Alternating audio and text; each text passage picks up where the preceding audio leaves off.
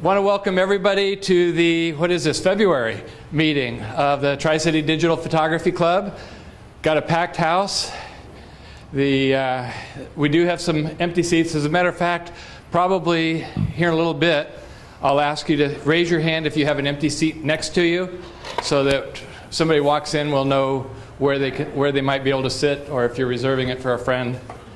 But anyway,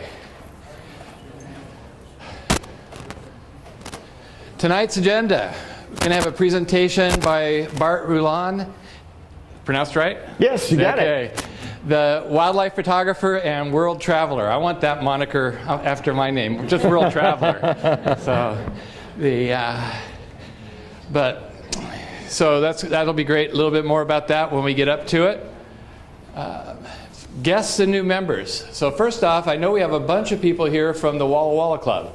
If you're from the Walla Walla Club, raise one or both hands. Yeah. Thanks for making the trip, and enjoy yourself tonight.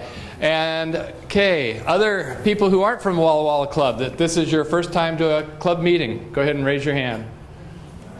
Great. Yes. Welcome. Okay, just general, shout it out. How'd you hear about the club meeting? What? Mark Dade. Great. Some friend. Facebook, anybody?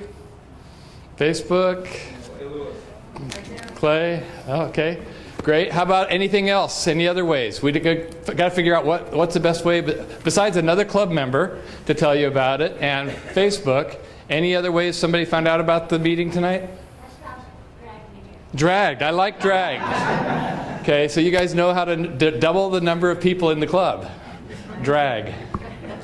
Okay. And then I want to recognize new members, people who've joined the club in the last month to 45 days. So if you're new this year, raise your hand. Great. Welcome. We're really glad to have you. One thing the club really tries to do is to be something for everyone. So we're not one of the clubs that is trying to do a competition every month to see who's got the best photo. We want everybody to have a better photo this month than they did last month. And whether that's taking the picture with your camera that's built into your phone, or your $6,000 camera, or your $600 camera, that's what our goal is to help you figure out how to make a better picture. And always looking for ideas too. Okay, the Facebook club. How many people are on Facebook, are a member of the club, but are not on the Facebook group? A few, okay. So you can do it. It's a great in-between meetings to go to. Let's see if I can do this. I don't know that I'm on the right screen, Jay. Let's see. There we go. They had multiple choices. I don't. Yeah, it didn't put the screen up on there. It didn't put the screen that I'm on up there.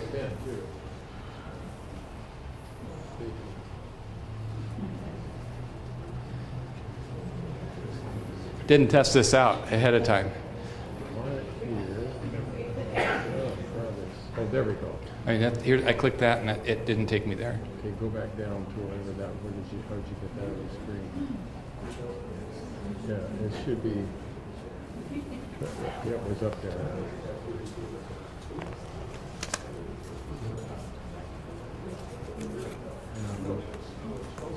You see the full cup, isn't that it? No, that's not it. Just tell them where to go. Yeah. So, go to the club Facebook page. There's, we request very seriously. Put no more than 3 photos a day up there. Mainly because if you put 12, 15, 20, 30 photos up there in one day, nobody sees anybody else's stuff and nobody really looks at yours. There's too many. So put up 3. You've got 20 good ones. Guess what? You've got a week's worth of photos that you can put up. 3 a day. So, do that. people like to comment on them, like them. We also, try to post things on there of things that are going on. Club members know of things that are going on that you can go to. And we're always looking for ideas on how to make that a better thing. So, but Facebook group in between club meetings, best place to be. Columbia Council of Camera Clubs. The quarterly EID, or Electronic Image Division, which means a digital camera photo.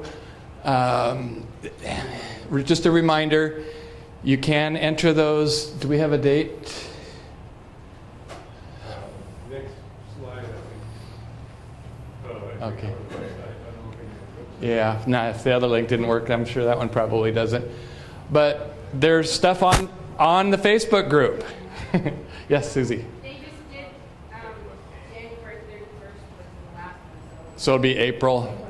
So April will be the next one. What that is you can submit your own photos, and there's some rules on the sizes and everything and how to name them. If you really want to get judged, like I said, we don't do that much in the club. If you want your photos to be judged by your peers and see, what the recommendations and how well you're doing, the 4Cs is a great resource to the club. So, photo walk. Okay, note the date change. We're going to be at the McNary Wildlife Refuge, February 17th. So instead of this Saturday, that would make it next Saturday. They had something going on at the refuge, and so we moved it a week. But you can go down, all the stuff that you learned today, you can practice on the 17th. So now I wasn't able to make the last photo walk. Clay stood up, so Clay must want to talk about it. What did we say we had? 50 people showed up, so I heard it was a great turnout. No, I'm sorry. Back up. It was 37. Okay, that's evangelistically speaking. Yeah. So it was our best turnout. So and this be a nice. I've got some feedback, Greg. I think this will be a great venue too to go to and get some photos. And the other thing that's good is not just taking photos, but meeting the other club members, talking. You find somebody that has a camera real similar to yours. You can ask them, how do you do that? And you get some real hands-on experience. So that's probably the best thing for the photo walk is the others there that you learn from. One of the things that we want to try to do when we have a big turnout like we did the last one is to meet at the one site that we designate and not go out until we go over some of the things that we should or shouldn't do at some of these sites. And then we can touch base about if somebody has, medical history and heart problems, we need to be aware of where they go. And at the game refuge, it can be so spread out, a lot of walking that we kind of want to know where everybody is. Who's there and what's going on. Yeah, and so the other thing too is, we'll have the designated meeting time, and probably within 5 to 10 minutes of that time, we'll try to get a group photo of everybody that was there, and then go on from there to our stuff. So, try to make sure you meet up at the designated time, even if you want to get there early and do some stuff, or whatever, if you can. Designated end time as well. When we had a big crowd like that, we weren't sure if we were leaving people behind because some people came out and left. So if you do have to leave early, tell somebody that you're with just so that we know. Especially if you've got some issues. Some of us aren't responsible to. The last guy got in by Tuesday. Yeah. That was you? So and the other thing we try to do, it's usually 2 hours that we're out trying to take photos, and then sometime during that 2 hours, somebody will have thought of the best place to go get coffee and warm up afterwards. So, we can go and you can talk about what you've done. So another good time. Usually the whole 37 people don't show up, but a good group. The website for McNary is a good spot to go check, just to see what's there, get an idea before we go. And there's photos and so forth that you can look at there as well. So, sorry the link doesn't work. March, Irwin Busk. Check out his website. I need to tag back up. Okay. Our photo walk that we had scheduled for this coming Saturday, it's not going to be this Saturday because of, so it's going to be the next. Right, the 17th, yeah. Yep. So, Mandy, since we don't have anything else up there besides the name and the website, I'll let you.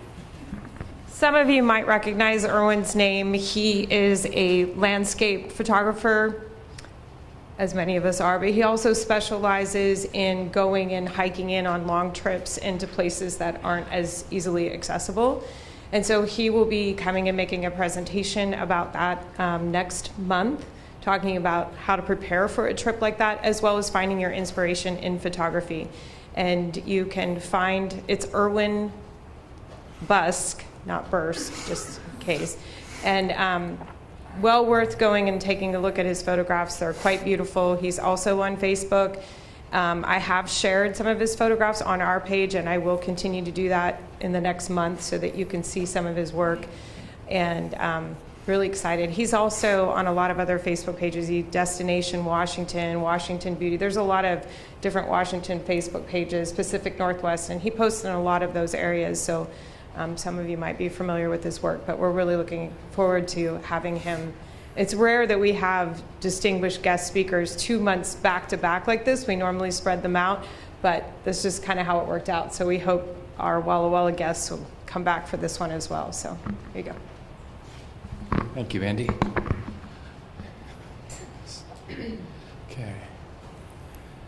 Okay. Anybody have any ideas, any place they've been to recently or suggestions? Wildlife photography in the area. You know, we'd all like to go somewhere, world travel, but in the area. Let's start off there just for local stuff like that. I'm going to give you the microphone because we're on Facebook Live here.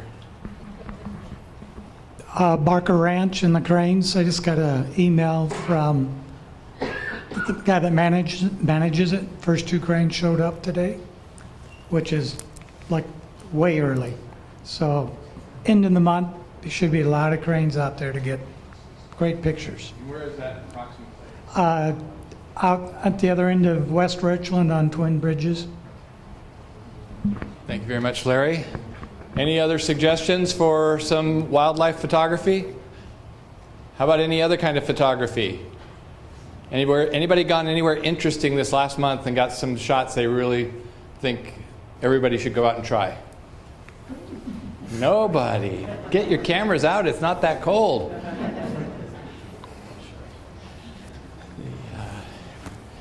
Speaking of photos, though, make sure you go and check the wall. And next month, make sure you bring a photo to put up on the wall. So those are photos that people have brought to take a look at and show some of the work they're doing. And and anything else going on photography-wise that somebody wants to bring up? I have the Tri-City Horse Racing Association, Walla Walla Business. Oh. No, you have to because they can't hear you on Facebook. You don't have to stand up just so they can hear you. The Tri-City Horse Racing Association, our annual horse races will be back in April and run through the first weekend of May, so that's an opportunity as well. And Simone, right? Cinevi. I looked at that wrong way too quick. Cinevi had a question earlier, looking for a camera to do sports type animal fast photography. She has an offer to buy. Somebody wants to sell her a Canon 1D Mark 5, 4, or should she just go ahead and spend all the money she can and get something still not the fanciest? If anybody has experience with the 1D, if you can look her up and let her know whether it's a good choice or should go ahead and get something newer. Okay. And anything else photography-wise? All right. Housekeeping. Club dues always seem to be due. The club survives on the dues. A whopping $25 a year. helps pay for the speakers we bring, the equipment, everything. So really appreciate everybody paying their dues. But the one thing I've always said is it's actually $25 plus one. That one is something you can give to the club, whether it's an idea for a speaker, an idea for a photo walk, something. Find one of the board members, suggest it, suggest 2 things, and you'll be asked to be on the board next year. If you're not getting the club email, giving the announcements for the meetings and so forth, that means that you gave Susie your old AOL email and you've upgraded to Gmail. Make sure she has your new email address. So you're getting those, or we typed it wrong. You know, we put Simone instead of Cindy. No, I say when we type out the email address, it's like it's typo. So so see Susie. If you have money in your pocket that you think belongs to the club, give it to Susie. Also, there is a donation jar right there to help offset the expenses for Bart. So appreciate him coming. And I see there are some green in there already. So that's great. Anybody that can, we appreciate, especially if you're not a member and just visiting. And you appreciate the presentation. And we will have break time. Gone a little long already, but well, you've got Bart has a spot somewhere in his presentation where we'll take a 10-15 minute break, go out, get some cookies, water, and then come back refreshed, ready to go, listen to some more stuff. And that should be it. I think I'll put that one back up during the break time. All right, with nothing else, I'll go ahead and introduce a little bit. Bart, have you come on up, and then Okay. I'll let you introduce yourself and all that you do. So, Okay. all right, thanks. Okay. Yeah, I might have you let me know when you want me to stop in the middle somewhere. Anywhere around between around 7:30ish. Okay. So whatever works. If I keep going and Keep going till Yeah. 9, 10 o'clock. Everybody, when they start leaving. right, then I know. Yeah, so about 7:30. Well, first of all, I wanted to say thank you for inviting me here. I really feel honored to be here to speak to you, and I have been on this side of the state quite a bit, especially up in the Othello area for the cranes and the burrowing owls and that sort of thing.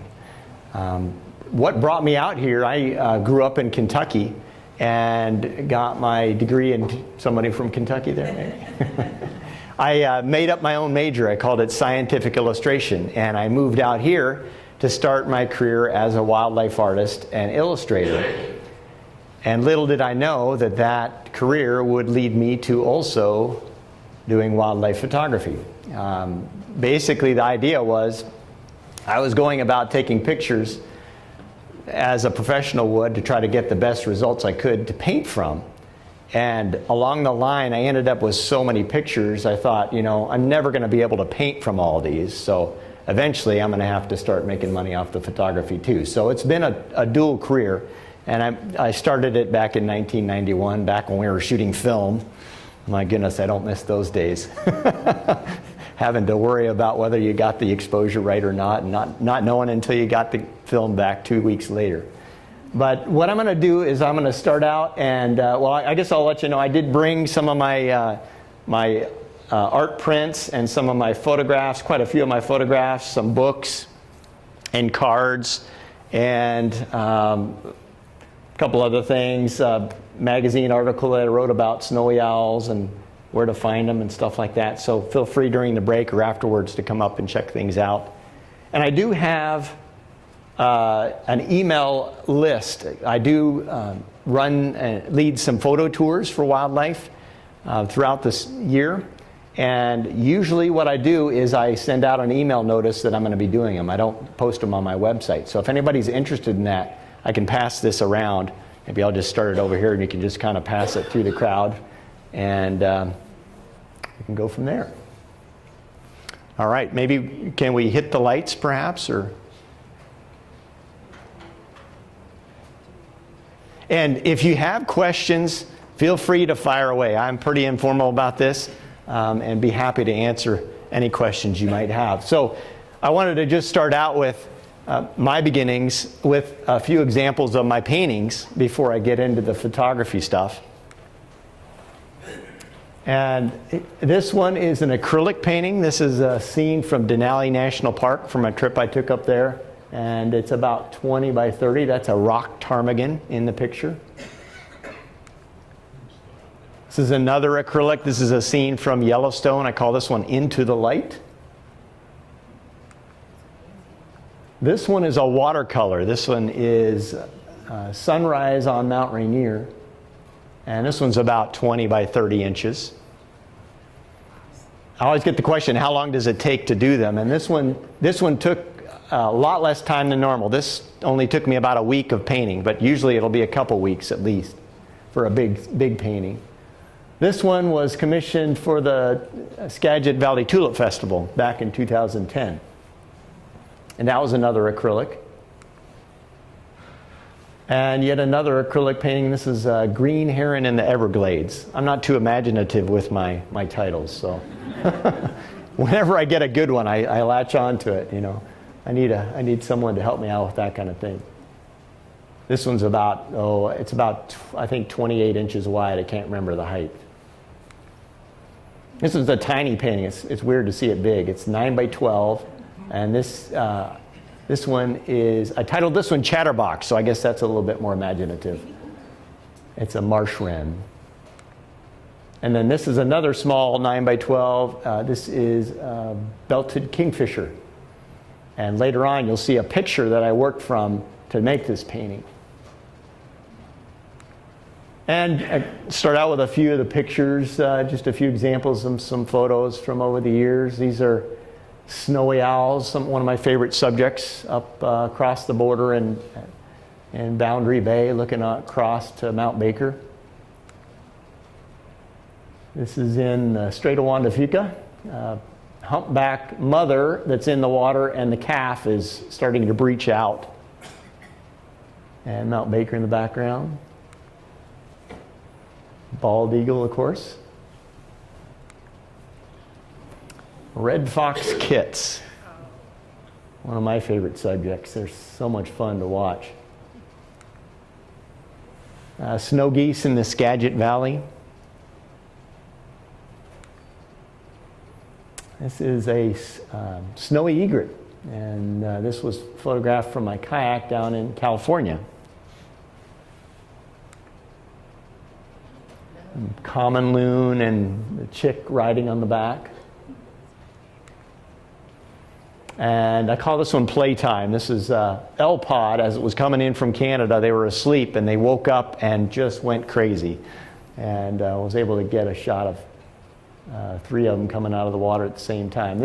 You'll notice some of these pictures, this is actually from a slide. So some of the pictures might look a little softer because they've been scanned from slides rather than digital.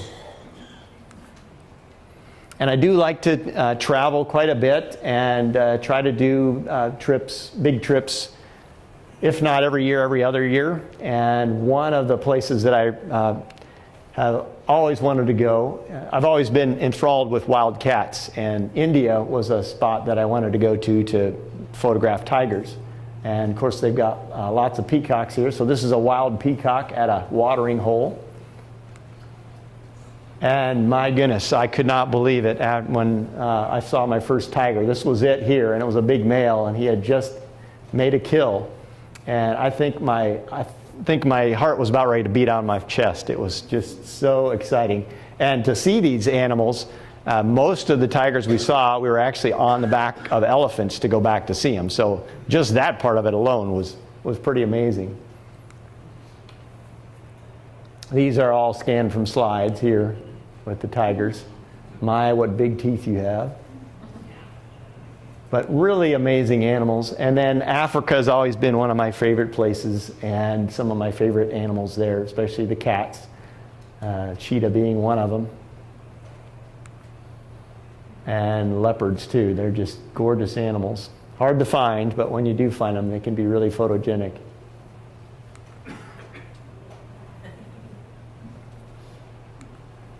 So I wanted to talk a little bit about the camera gear that I typically use.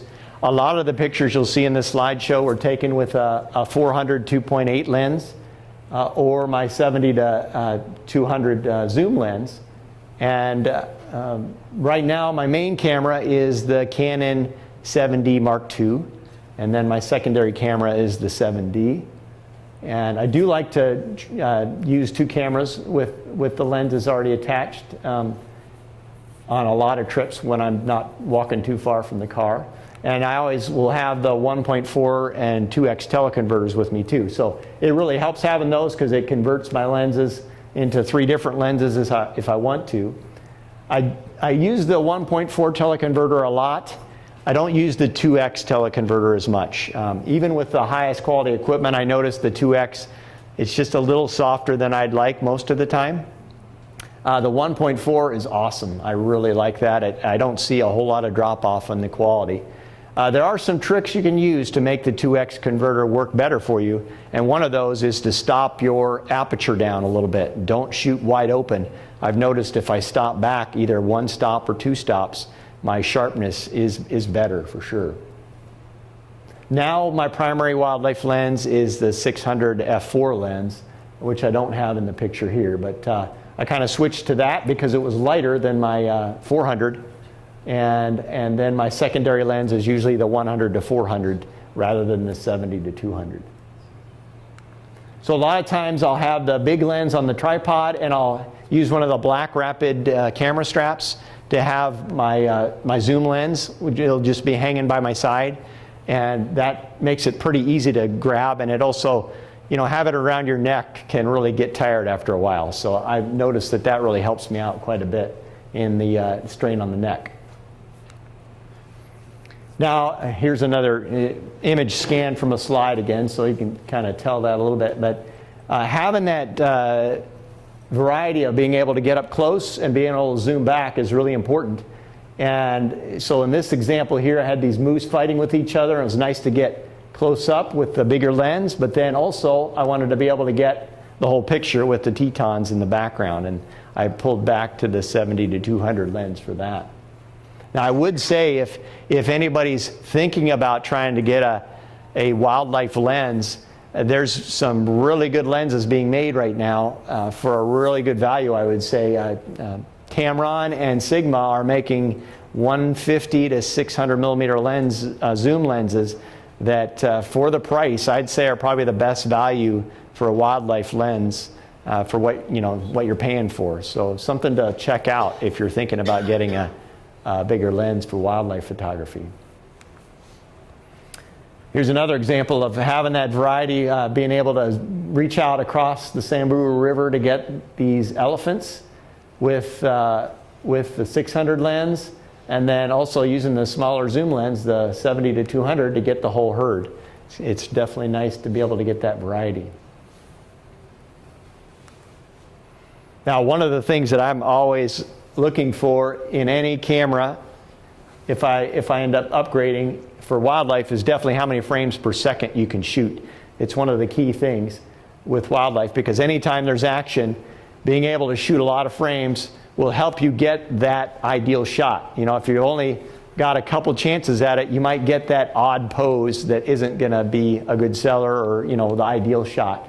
So here's an example. This was with the old 7D, and I think it shot 7 frames a second. And I was able to get several shots in a row that were usable with that sequence on the snowy owl. And the 7D Mark II now is, I think, up to 10 frames per second, so I get a little bit more speed. So for things like this, trying to get it at the very top of the pounce. I followed this coyote in Yellowstone for 4 hours, and it did a lot of pouncing, but having those high frames really helped, frames per second. Incidentally, this coyote caught 15 voles in 4 hours. Here's another one, catching just that split second when the shrimp is in midair in between when the heron's repositioning it in the mouth. I found one thing that's really critical in moments like that where you've got a lot of action is making sure you do have a high-speed camera card. I took this picture before some of the newer cards I've got now, but when I first started out with digital, I didn't know that it made a difference. And I had, this is one of my first cards, 15 megabytes per second. If I put that on my camera, it'll get bogged down really fast. I'll have a red light on and I won't be able to take a picture if I've got an orca breaching over and over again. So I definitely spend the extra money to get the pro cards that are quick. This one's 120. I think the cards I'm using now are up to 160 megabytes per second, and that definitely helps whenever you're in a situation where you're getting lots of rapid fire pictures in a row. Yes, question? When you're shooting, are you shooting RAW and JPEG both? Or especially high-speed stuff? The question is, am I shooting RAW and JPEG at the same time? And the answer for that is yes and no. There are a lot of situations where I do shoot both. There's some situations where I have to have the JPEG almost right away to be able to sell the image. And so in those cases, I shoot RAW and JPEG together. In other situations, I will shoot just the RAW because it'll take up a little less room in my camera card without those extra JPEGs. Do you find that shooting the RAW slows the frames per second? I don't really find that it slows the frames per second, but it will bog the camera down quicker if I've got a lot of rapid fire shots in a row. So,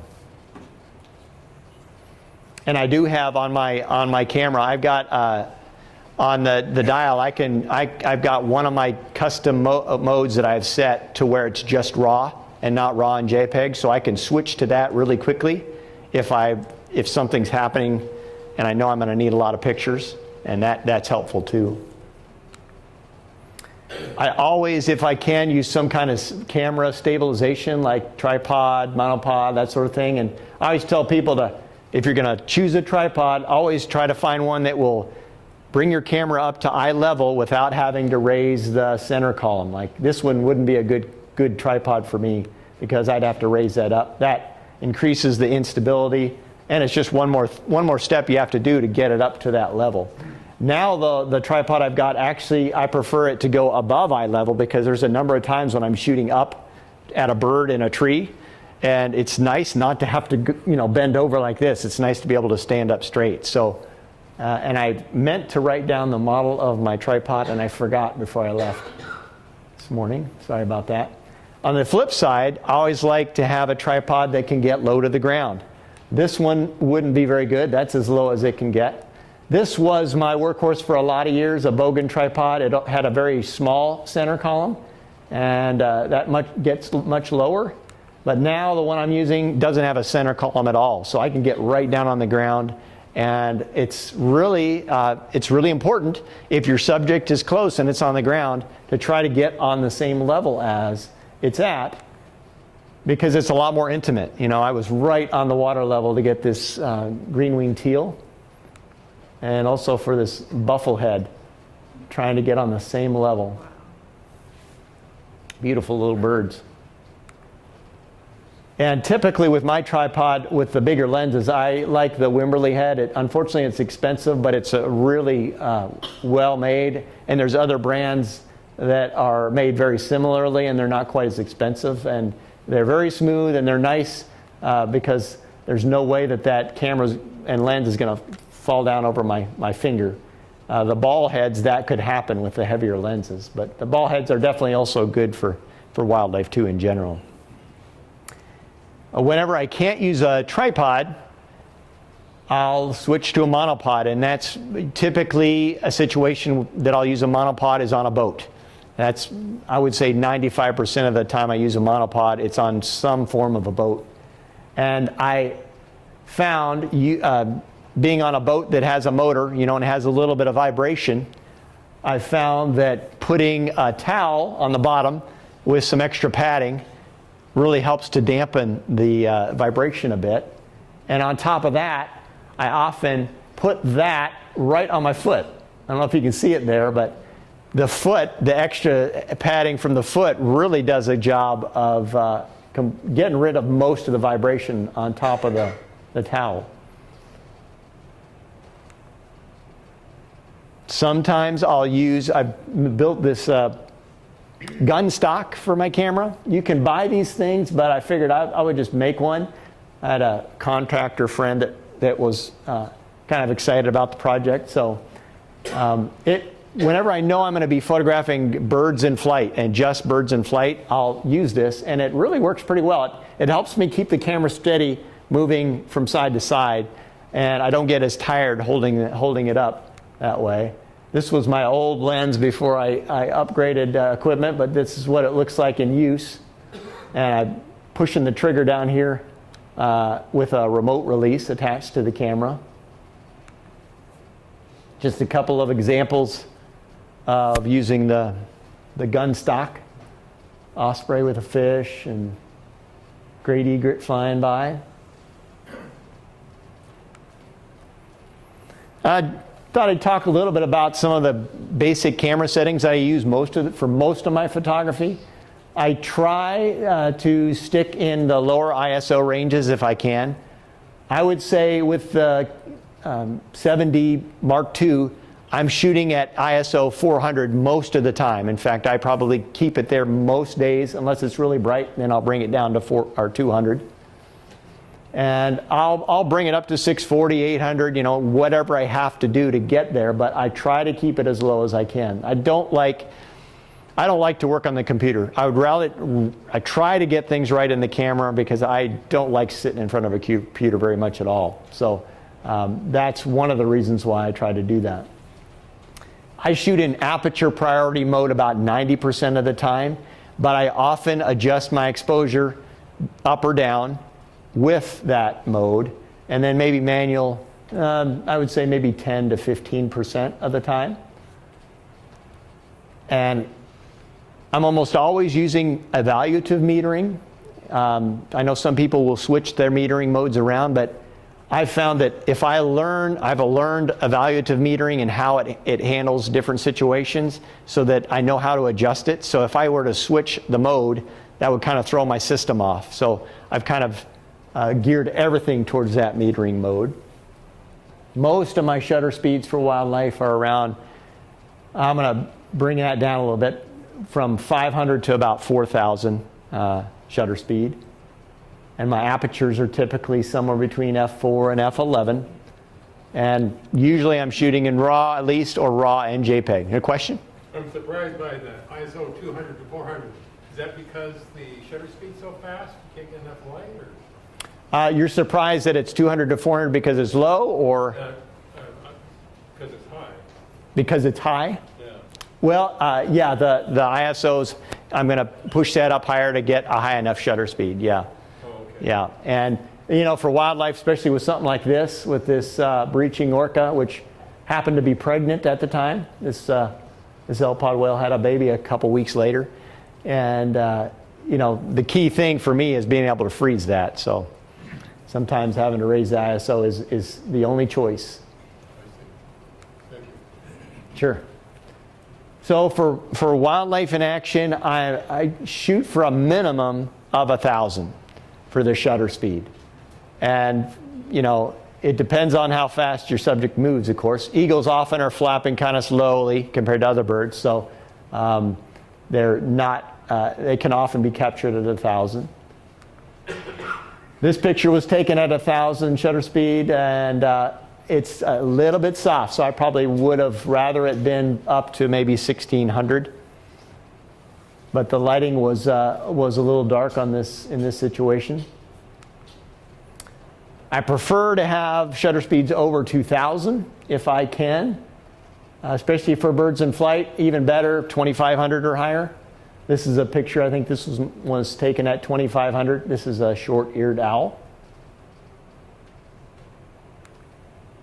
Here's just a few examples showing you some of the settings that I had on the particular shot.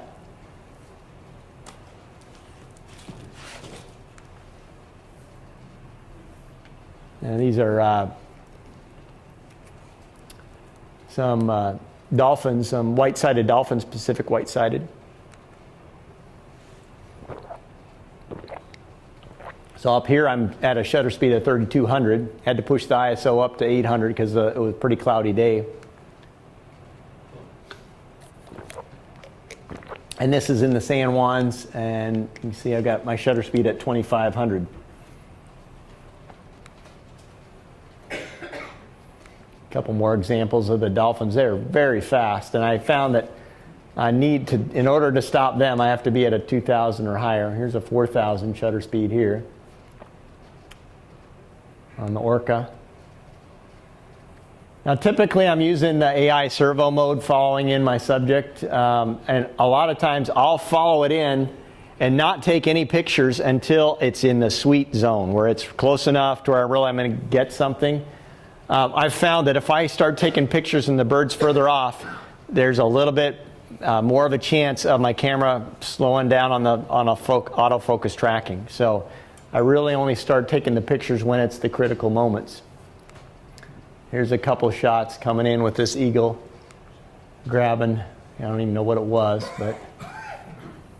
Which one of the autofocus modes do you use? For Canon? On the 7D Mark II. 7D Mark II, I actually made my own. I adjusted some of the settings to adjust what all three of the sliders were at. And I think I've got, I can't remember which they're called, but the top one is all the way to the left, and the bottom two I've got all the way over to the right on it. And that seems to work pretty well. And I've also used Case 2 quite a bit and had good results.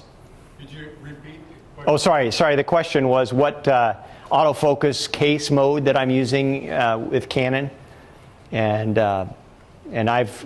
there's different cases that you can use for different situations of autofocus, and you can also customize it for yourself.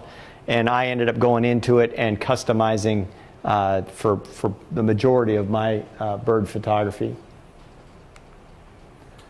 Sometimes you might have a camera that just doesn't keep up, and for those folks I recommend, if you know where the action's going to happen, like I can see where this eagle's coming, you can just pre-focus in that area. Whenever the eagle comes in, you start shooting, and then, here I got a couple shots of it. I know my first digital camera just would not keep up with tracking a bird flying at me, so sometimes I had to use this technique. And of course, now the autofocus tracking is getting better and better, which is awesome for wildlife. I also pump my shutter button a lot to try to reacquire the focus. I can often tell when it's losing focus and kind of lagging behind, and that helps a lot. White balance.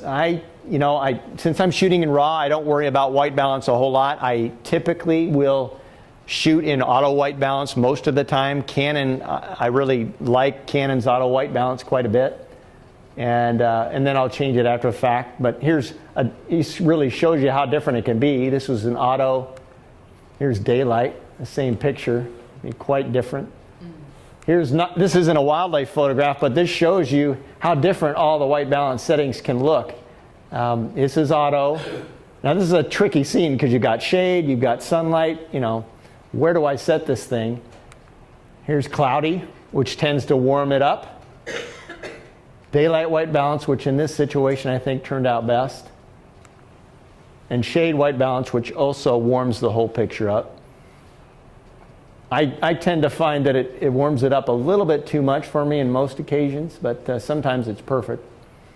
I already talked about RAW a little bit, so I'm going to kind of skip through this. It always makes sense to shoot in RAW because you can change so much after the fact and fix mistakes, fix exposure. I wish this was around when I first started. It could have saved me a lot of money and time wasted for sure. So it's a good time to be a photographer right now because of all this. It's a lot more forgiving. Back in those days with film, we carried around gray cards and to try to get our exposures right. And of course the cameras are still based under the same principles they were back when, and there's still things that cause cameras trouble in terms of exposure metering. One of them is a really dark subject like this black bear, which will tend to throw the camera off. And with a dark subject like this filling the frame, I will intentionally underexpose a little bit because the camera tends to overexpose it if it's really filling the frame. Do you do that via exposure compensation or via your lighting? I do it, the one thing I really love about Canon is they've got this quick control dial on the back. And all I have to do is turn that dial to the left to underexpose, turn it to the right to overexpose that quickly. And that's one thing I love about Canon is it's so fast. So that's the way I do it in my system. Same thing with a white subject fill in the frame. It can throw it off the other way. It'll tend to, the camera wants to make that white swan darker, so I'll be overexposing with a situation like that. Can I ask you, so are you just doing that in your head, or are you looking at the histogram? Well, Kind of. Great question. If I don't have time, like if something's happening fast, I'm doing a lot of it in my head at first to try to approximate what I think is going to be right. It helped shooting film back in the day where it was really critical. And for probably 10 years, I shot with a camera that I didn't use auto modes at all. It was all manual, so I really got a good handle on exposure. But when I have time, I always look at the histogram. And I always have the histogram come up with my picture. I'd never trust my picture just by itself. The histogram is what I trust. In fact, I wish I wish they just had the histogram up there a lot of times, because I could see it a lot better if it was bigger, you know. So here's another tricky one with partially white bird and snow. Definitely had to overexpose for that. A situation that gets probably wrong for most photographers is the day where it's cloudy and you're trying to photograph birds in flight.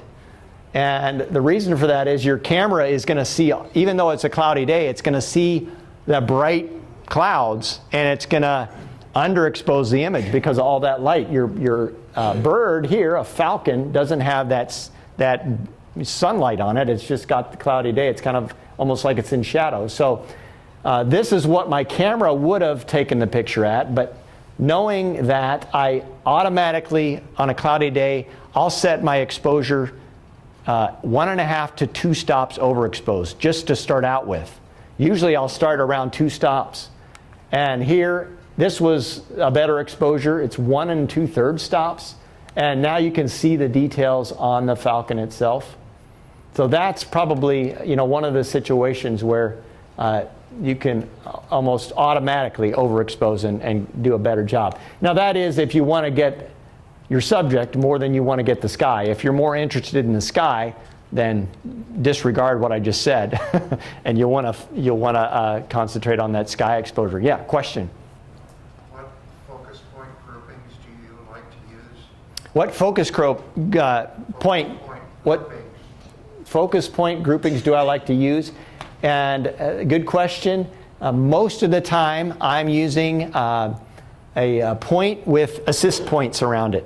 The mode I use most often is probably the center point, and then it's got assist points around the whole center point. It's like a box. And that's what I use most often. There are situations where I will switch into different modes, but that is probably the one that I use the majority of the time, because and I usually start out with that center focus point in most situations, especially with a flying bird, because that center focus point is the most accurate. So I rely on it the most. And then those assist points, if I'm off center on it, those assist point help catch autofocus if I'm moving around too much. So here's an example where I overexposed a little bit. There's a little bit of light on the eagles, but still had to overexpose some. Now with a sunny day, you really don't have to overexpose, because as long as there's light on the subject from behind your back. So here I didn't really adjust the exposure. So it's quite different when you've got the light. Now it goes the other way on the opposite end, where you've got it really dark in the scene. So here this gray whale was surfacing, and it was actually a fairly bright day, but it came across this reflection of the dark trees in the water, and that would have thrown my metering off, so I intentionally underexposed. I can't remember how many stops to get the right exposure on this one. Same thing with these loons. really dark water would have thrown the metering off quite a bit. So I underexposed probably about a stop and a half at least in this situation. Not quite as much here. It's not quite as dark in the background, but still did underexpose a little bit. Now, of course, you can bracket exposures. I used to do this a lot with film. I don't do it as much with digital now because of raw photography being able to change, but I'll still do it sometimes. And on this trip to India, it was really critical because I didn't want to come home with, I wanted to make sure I got pictures that worked out well. So I bracketed a lot. And it was a good thing I did because I had just gotten a new camera before the trip, and it tended to underexpose everything a little bit more than I was used to. So my overexposed shots, this one actually ended up printing better than the actual exposure. So here's another just bracketed sequence here. The overexposed shot ends up, for me, printing out better in this situation too. So histogram and highlight alert. I do look at my histogram a lot, and it is kind of an art to learn how to read a histogram. And every histogram can look different depending on what the scene is. And in this shot, this is the way I shot it. It was a little bit darker than I'd like, but all your darks are on the left, all your lights are on the right, and your middle tones are going to be in the middle. So if I were to overexpose, you could see them all get bunched up over to the right. So I'm clipping off my highlights there. And if you look at the histogram again, if I underexpose, they're all going to be pushed over to the left. So you definitely want to avoid that. But there are definitely times when a histogram can have mountains on the left and the right, and it still could be correctly exposed if you've got darks and lights in the same scene. So here I adjusted it to the right a little bit. I added a little bit more than a half of a stop exposure to get the right exposure. Here's a pretty typical easy mountain in the middle with a lot of midtones in there. That's an easy histogram to read. This one's kind of tough. You've got the darks, which are over here. That's all the black in the background here. All your whites are over here or light colors on the crane. And I'm not worried about this as much because that's not my subject. So I'm worried about not clipping off the white side. With this histogram, of course, the blacks on the orca are all right here. All your blue midtones are this big mountain here. And then my whites are all over here. And I'm doing all right. I didn't clip anything off on either side.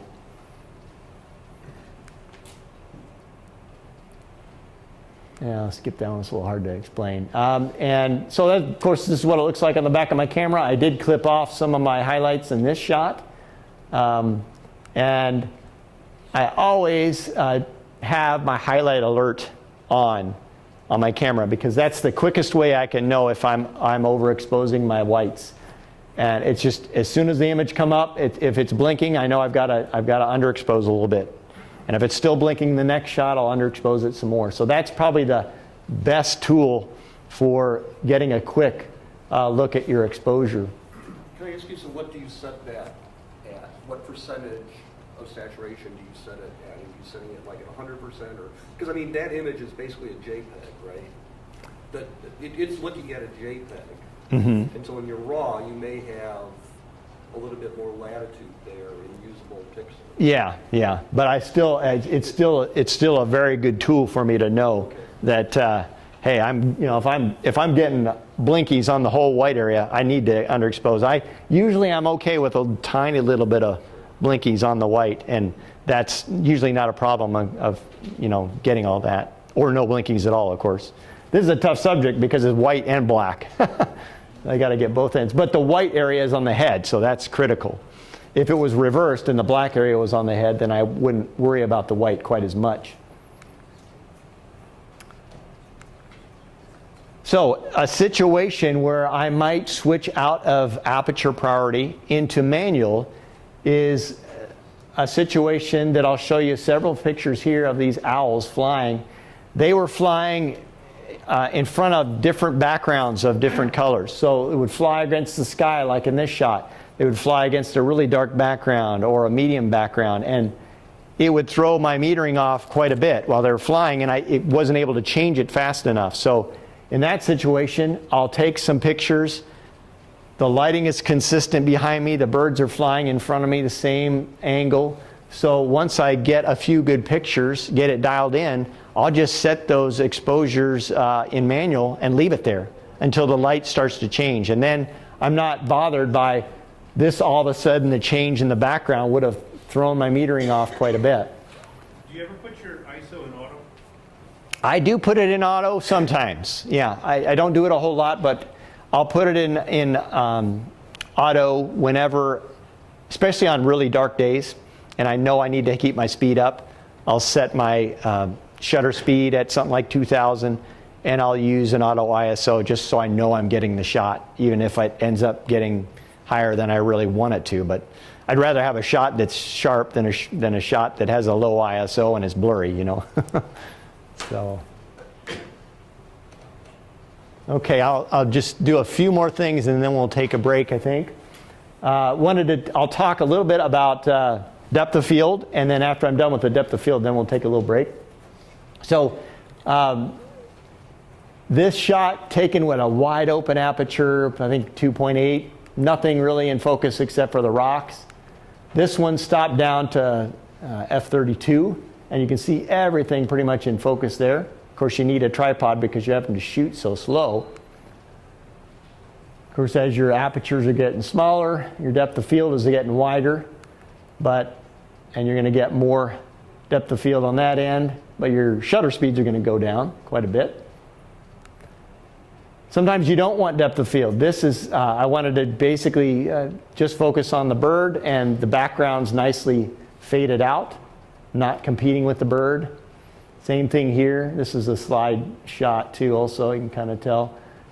I didn't want the background in focus at all, so I was wide open on this shot.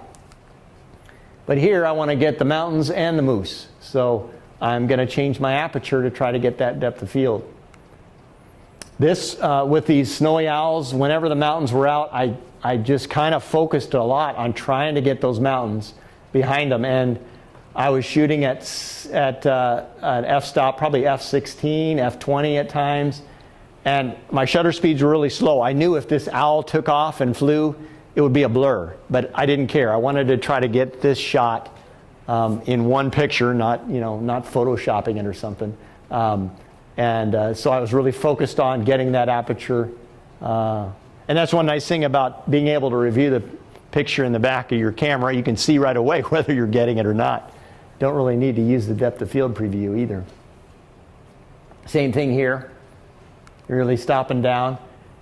Now here's an example just showing you how different it can be, even in a close-up scene. So this is at f2.8. Now take a look at the background. The next shot will change it. f8. Look at how different that is. I mean, I prefer that shot there because it doesn't compete with the heron. But it shows you how much it can change. Here's another example. So f4, my shutter speed's 2,000. The mountains are pretty blurry. f14, they're coming in focus pretty good now, but my shutter speed went down. f32, they're a lot more in focus. Of course, I don't like shooting all the way stop down. You lose a little bit of your quality or your image that far down too. But that really shows you how it can be different. Here's one more example with this frog in Costa Rica last winter. f2.8, here's f8. I've got a lot more of the frog in focus. And a lot of times instead of focusing, when I'm going for depth of field, rather than focus on the eye, I might focus in here, because I know I'll have some depth of field coming forward and back. And then the last thing I'll talk about here before we take a break is this live view shooting. This is one of the great things about digital. Back in the day, whenever you're shooting film and you wanted to shoot a really slow exposure where you might need to use the tripod and a cable release, the mirror would often, just the mirror slapping up would move the camera enough to blur your photograph. So we would use what's called mirror lockup. But with the mirror lockup, you couldn't really see the image. You'd have to pre-focus, then lock the mirror up, then take the picture. It was a long process. But in most cameras, live view shooting, you've got the mirror locked up. So you get rid of that problem. So whenever I'm shooting really slow shots, I'll use live view shooting instead of looking through my viewfinder. This picture, it doesn't look like it, but it was almost completely dark when I took this picture. And my shutter speed was 1/13 of a second. I'm shooting at ISO 400. Now, the only way this works is if my subject doesn't move. So the owl was pretty still. And you know, obviously if your subject is pretty jittery, it won't work. But if your subject does pose like this owl did, you can get it. This one was pretty still. 2.5 seconds exposure, ISO 100. Using the live view mode. No camera shake from the mirror because it's in live view mode. This one's at 1/5 of a second on the frog. It was a lot darker than it looks in the image. Aperture f11. All right, so let's take a break right there. How about that? Great. So let's go ahead and take let's do 10 minutes. And so 1/4 we'll try to get back together. Don't forget the tip jar. I wanted to call it a swear jar over there. You're looking at those pictures of swearing. Thanks. And there's cookies out and water outside.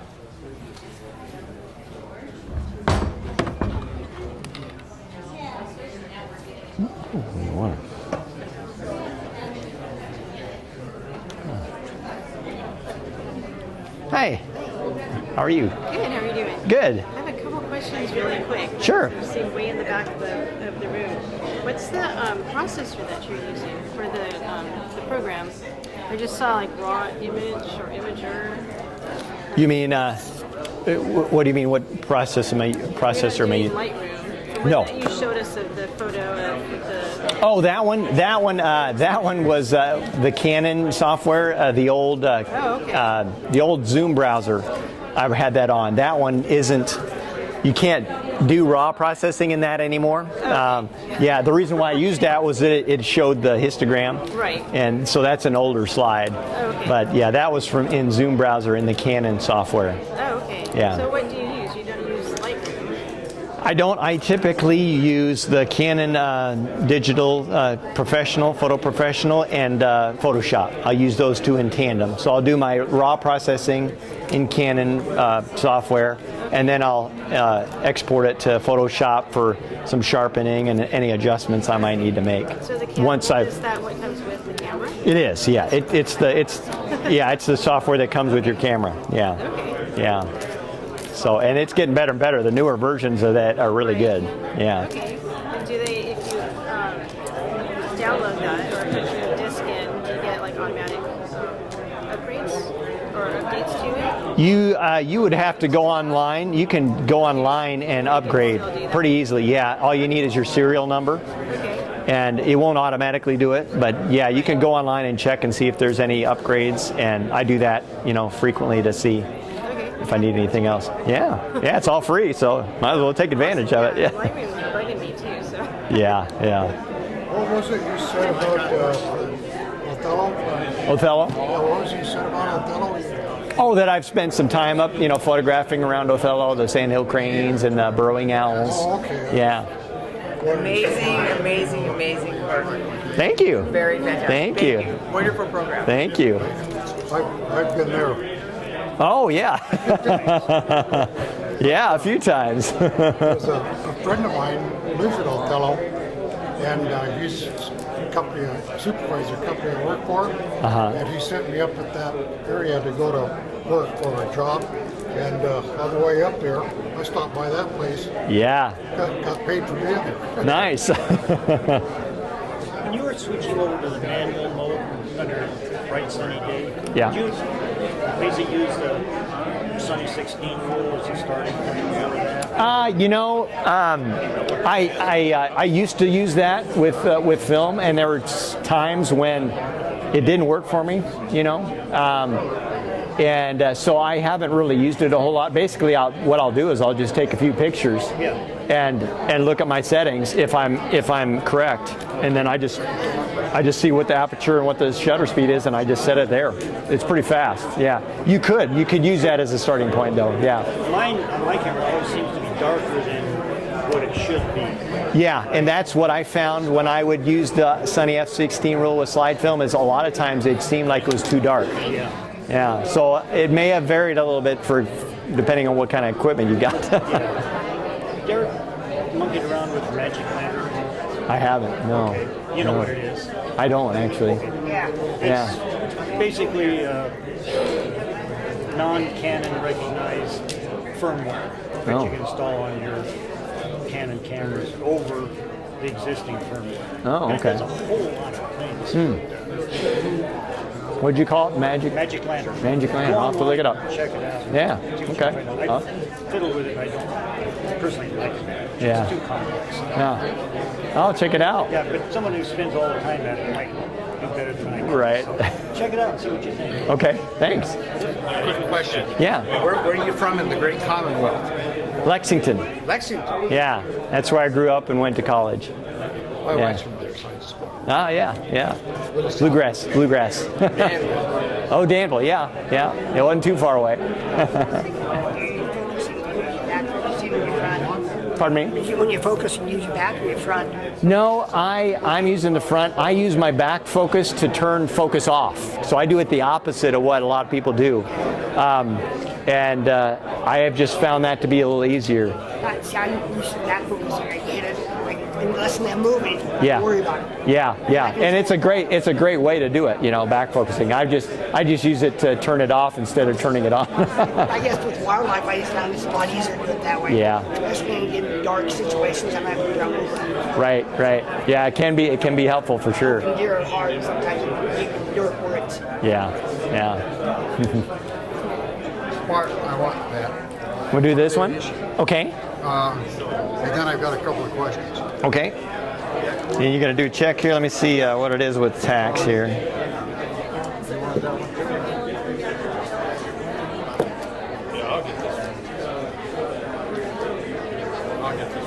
Okay, so with tax it's $31.48. $31.28. $31.48. $31.48. And then you can just make it out. My name's right there on the bottom. It's your price in the book. Can Pardon I me? see this Is that the book? price in your book? Yes, $24.99 on that one. I love shooting Yellowstone and Tetons. Oh yeah, that's amazing, isn't it? Excuse me, he's buying that one, so how about you look at this one? Is this one he's Oh, buying? it's the same one, yeah. Where did you shoot the loons? Those were up in, some of them were in Ontario and some of them were up in British Columbia.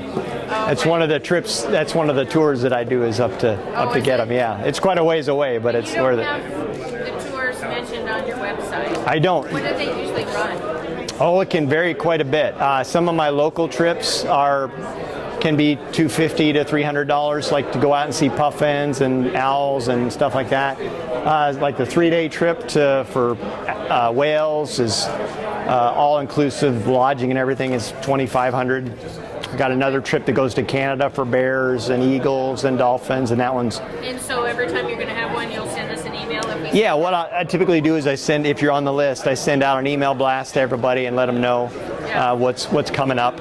And sometimes, like the local things, sometimes I'll send them out a day or two ahead of time. They could be last minute. Yeah. But some of the bigger trips, I'll send that out way ahead of time. Yeah. Do you do Yellowstone? I don't do a trip to Yellowstone. I do trips, but I don't do a tour there yet. I wish you did. Yeah. So I kind of add them little bit by little bit. Try to add 1 or 2 trips a year. Chance over there. Yeah. Yeah.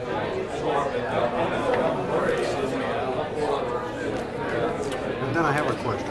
Okay, what's your question? I'm new to electronic stuff. Uh-huh. Because I started with an Olympus OM1 and OM2. Uh-huh. And when you say you shoot it Don't forget that, by the way. when you shoot at 10 frames a second, is that a single Shutter release and fires off. Yeah, I'm holding it down. You hold it down. Holding it down, yeah. It's as long as I hold it down, it's rapid fire shooting, and then when I lift off, it stops. Yeah, Okay. yeah. But you preset how many frames you want to do. It's the maximum I can have. You can set it for less, but I never do. I always have it for the maximum speed. Yeah. So the next question is, if I want to bracket, Yeah. like in half stops or full stops, 3 up and 3 down, you do the same thing, hold the shutter down? You should be able to. Okay. And you should be able to have it set so that after you do those numbers, it'll start over again. You know what I mean? So if it's however many brackets it is, if it's 6, Yeah. after you get to number 6, the 7th one would start over again. You know what I mean? So you got to take your finger off. Right. Okay. Yeah. Great, thank you. You're welcome. Do you have a cube? I do. I do. The cube has made my life a little easier. Louisville. You are? Yeah. Nice. Yeah. Well, I was just Where back. in Lexington were you? Let's see, Alumni Road. Do you know where that is? Alumni Road? Yeah. No. No, it's kind of on the edge of town. Toward Richmond or toward Louisville? It's towards towards Richmond. Okay. Okay.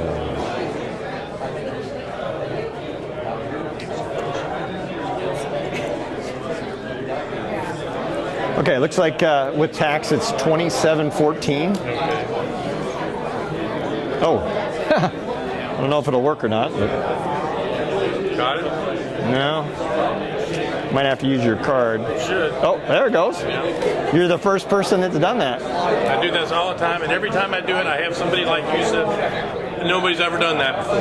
Was that also $24.99? Pardon me? Will you sign this? Oh, I will, definitely. My son finally taught me And if you could sign mine for me, I'd appreciate it. Yeah, you bet. Would you like a receipt? I get it automatically. That's awesome. Yeah. That's awesome.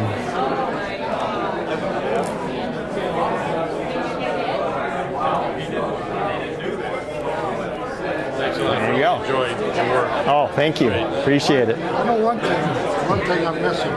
Every time I go different places, I see people like you're doing, selling the pictures. Yeah. I got, I don't know how many, like 430,000 pictures on my computer. I should be doing this. Yeah. And I want you to look at this. Pardon me? Oh, Same as this other book, right? hold on, let me see. Should be, let me see what it said here.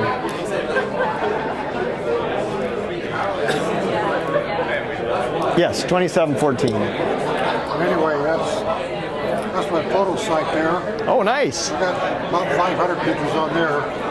We'll move it down here if you want to take a look at it later. Great. Thank you. See what you think on there. Some model pictures on there too. That doesn't hurt. I started doing that a couple years ago. Want to get that one?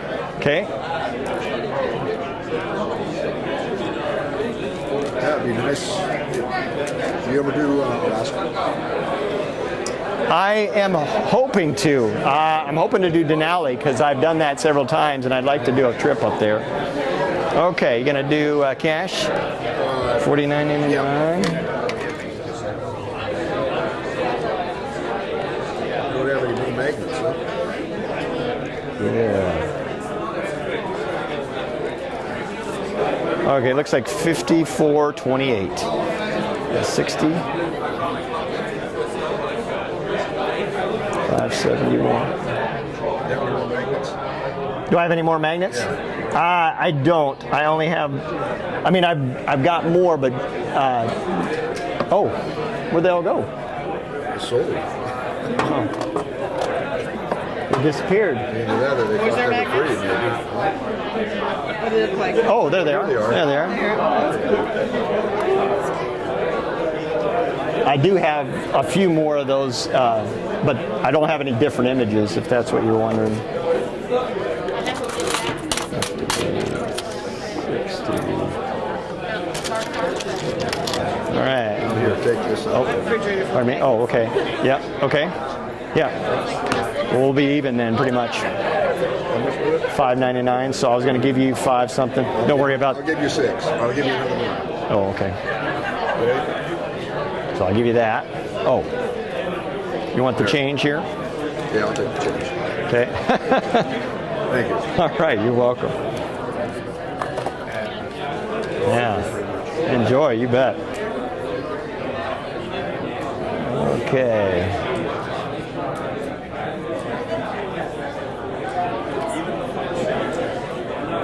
Okay, so that one. Perfect. You'll sign it too, right? Oh, yeah. Okay.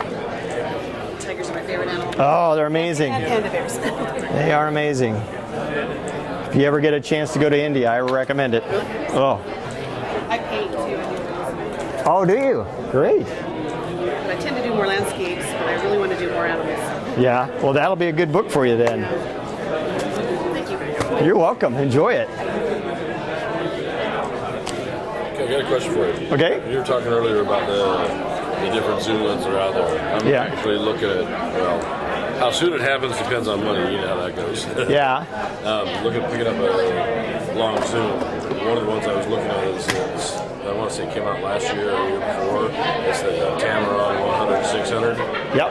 What do you think? What do you think of that? Have you ever shot with it? I have not shot with that one or the Sigma, but I know plenty of people that have, and they've had really good results. I've regularly rented 100 to 400 Canon zoom. Yeah. I love it. I mean, even Yeah. when it was the push pull. Yeah. I actually liked it. Yeah. But no, I think it's a good lens. I'm shooting a Canon 7D, just a basic one, not a Mark II or Mark 10. Couldn't afford that at the time. Yeah. So, so wouldn't go wrong with that lens. I think you'd be happy with it, probably. The killer is I'm not shooting wildlife. What I'm actually starting to get into, me and my sister started our own business, but I'm so busy with my normal job, my normal work, the business I own, is I'm in agriculture, and so I'm looking at getting into agricultural photography. Yeah. And so, I mean, you talk about Othello, and I'm up through Othello all the time, down in the potholes area, and that kind of stuff. So. The only tricky part on that side would be it goes to 150, so you might have situations where you'd want to be able to get more wide range, but you wouldn't be able to, especially with that crop sensor camera. That'd be the only downside. But for wildlife, I think it's a good lens. Or with the crop sensor, it actually doesn't get me closer to like a 900 lens. Well, yeah, for the wildlife end of it, but it does make it harder to get a wide angle when it's up close. Yeah. Yeah. Well, right now I've got the lens that came with it. 28 to 135. Yeah. And I've been told that if I'll get a different lens, then it'll actually look better. Yeah. They say the kit there, everybody tells me there's the kit lenses aren't much, yeah. So. Yeah. All right. Yeah, I think you can probably try it out. Well, I set up on your email, so. Okay, awesome. Okay. Great, I'll send stuff out to you. All right, thanks. You're welcome. So I got a basic question for you. Okay. You're going to up your ISO basically so you can have it faster, a faster speed. Testing. Greg, do I need to turn this on or? Sweet spot, obviously. Testing. As far as sharpness goes. So, what would you pick first? If it's moving, you have to pick speed first. But when testing. Obviously, the lower you go, the less sharp it's going to be. The higher you go, the more wide open. Testing. It depends on the situation, If I need that depth of field, then I'm going to hold that. If I don't, if it's a one subject and it's further away, then I'm going to maybe open it up more because I'm not as worried about depth of field. Okay. Let's say you want to shoot it at f8 or f11. Oh, it's there. You're just going to up your ISO. It's just a different volume. Okay. Yeah. All right, let's go ahead and have our seats and we can get going again. So, everybody go ahead and take your seats. Oh, there we go. Now we got some volume. All right.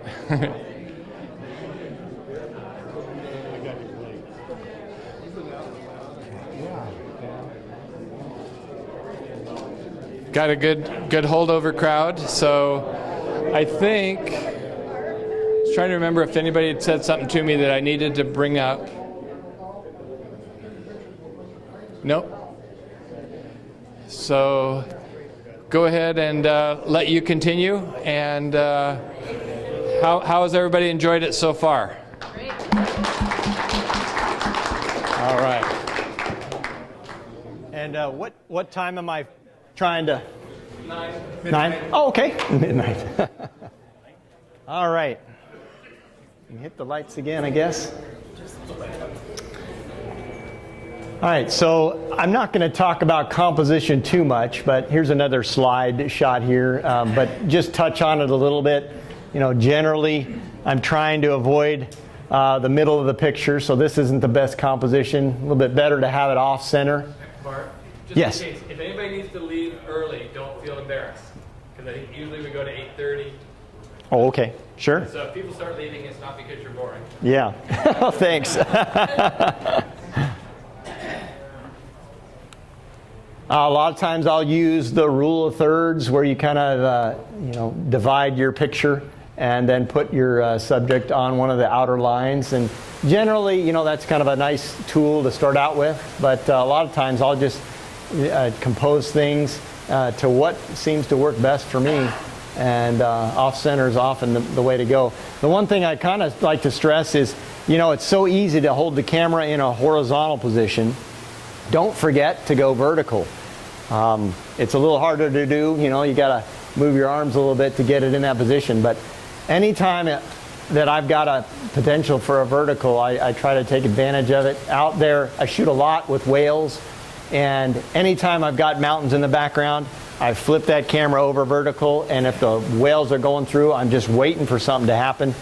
9 times out of 10, nothing happens. I'm just seeing dorsal fins, but then that 10th time, or 9th time, or whatever you want to call it, something will happen, like this cartwheel from one of the J-pod whales, or this breach with the mountains in the background, the Cascades. I'm going vertical here. This composition definitely lends itself to a vertical rather than horizontal position.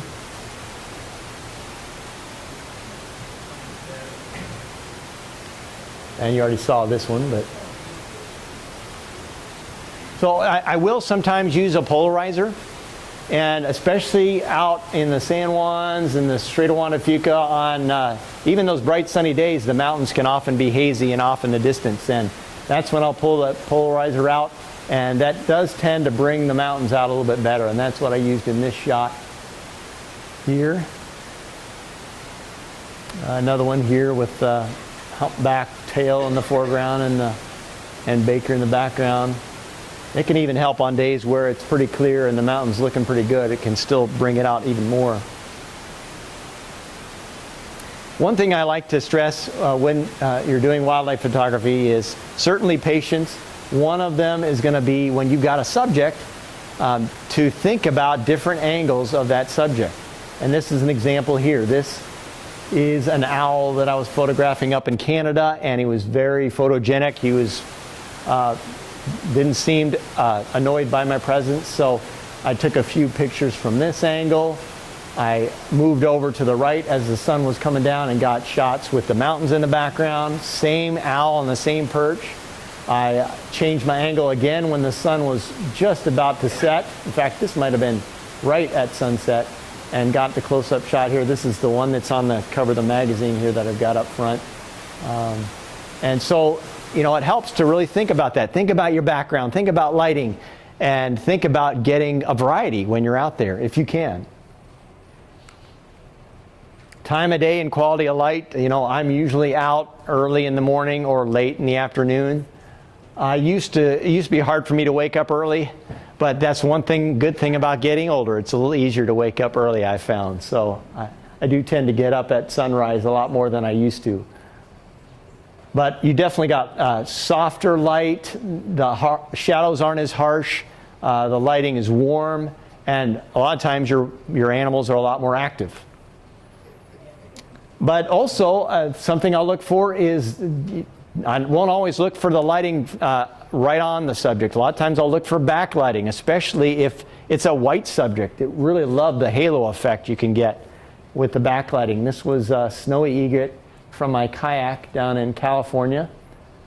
Monterey or Moss Landing. Of course, you already saw this shot again. Here's a couple of great blue herons at a nest, backlit. And being patient, that's something that you have to be as a wildlife photographer.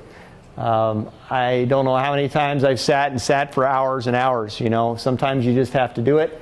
Sometimes you don't get anything, but sometimes you get rewarded with that shot, you know. This falcon was just sitting there for an hour, and then finally it decided to take off, and I was able to get a shot of the wings outstretched. Of course, you already saw the coyote, you know, it was stalking, and then finally it would find something to pounce on.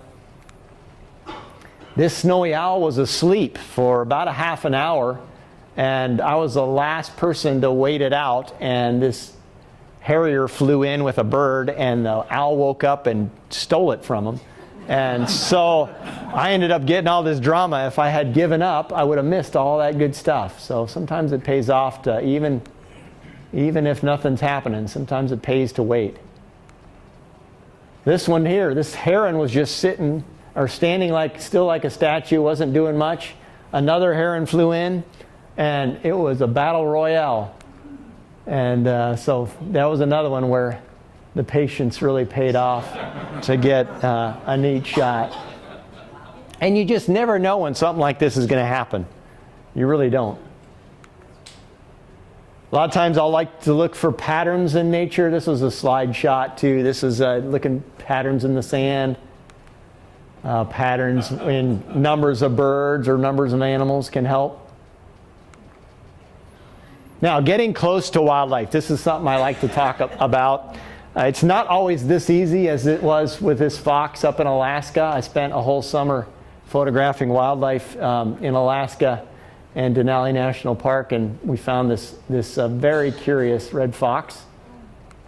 But sometimes you can get lucky. It's a lot of it is about location.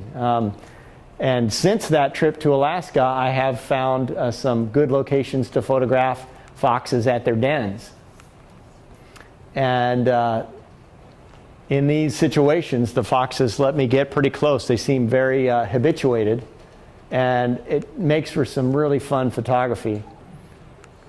In fact, this is one of the photo tours that I lead, and one of the people that went on the trip with me on one a couple of years ago, one of the mother fox stole his camera manual and walked away with it. Took us a while to get it back.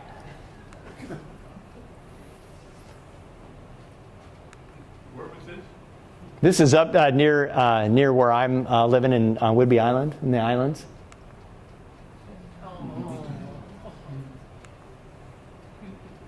And it can change a little bit every year. I find dens in different areas. I kind of have several dens scoped out, but they use different dens each year.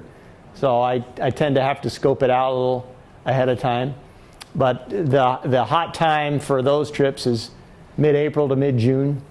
And again, if you got on the mailing list here, whenever I'm going to do one of these trips, I just send out an email blast and let you know. Now, in some areas, you know, like on Whidbey Island, I've got lots of deer. They are in my backyard. You can easily get close to them. So that's about location, you know. But in other areas, the deer might not be as approachable. So it does have a lot to do with that. Great blue herons, same thing. You know, I've had trouble getting close to some herons in some locations. Walked right up to this heron in Florida in Fort Myers Beach. It just was so used to human traffic. So you can often pick your place to get a certain subject. In Kentucky, I could never get close to a wood duck to save my life. They were so skittish. But in Washington on the west side, there are lots of places where you can get these amazingly colorful ducks, and they'll let you get pretty close. This is Juanita Bay Park in Kirkland.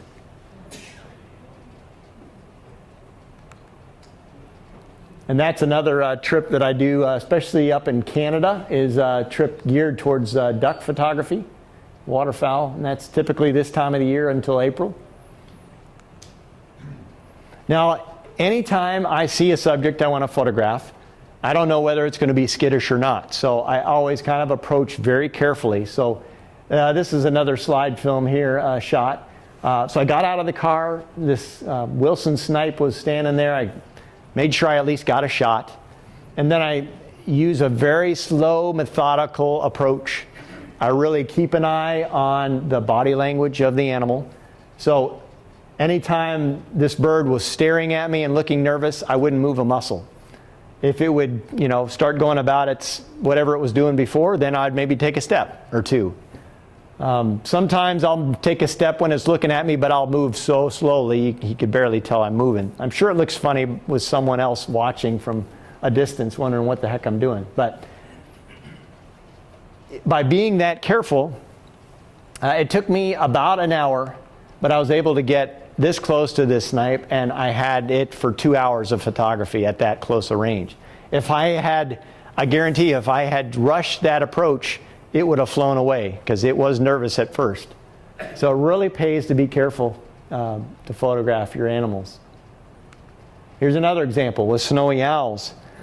Anytime they're around, I tend to drop everything and try to photograph them. With them, I learned the only time I move is when they're not looking at me. So here these owls are looking at a bald eagle flying over, so I take a step forward. Even better, they're looking the other way, so I take a few more steps. But with the owls, you got to be really careful because they can hear your footsteps if you crunch too loud, and they'll turn back around and be scared. So you have to kind of step lightly. So I used that approach and eventually got closer and closer, and they were filling the frame. So, and again, it took a long time, but was able to get photographs in between, and it really paid off. Now, I will say something here. I have had situations where I worked really hard, like I did to get these owls, and I've had people come walking in like they're walking down the street behind me, thinking that, oh, he's there, so I should be able to walk right up. That's something you never want to do. You always want to still approach very carefully behind another photographer shooting an animal, because that will often spook it away.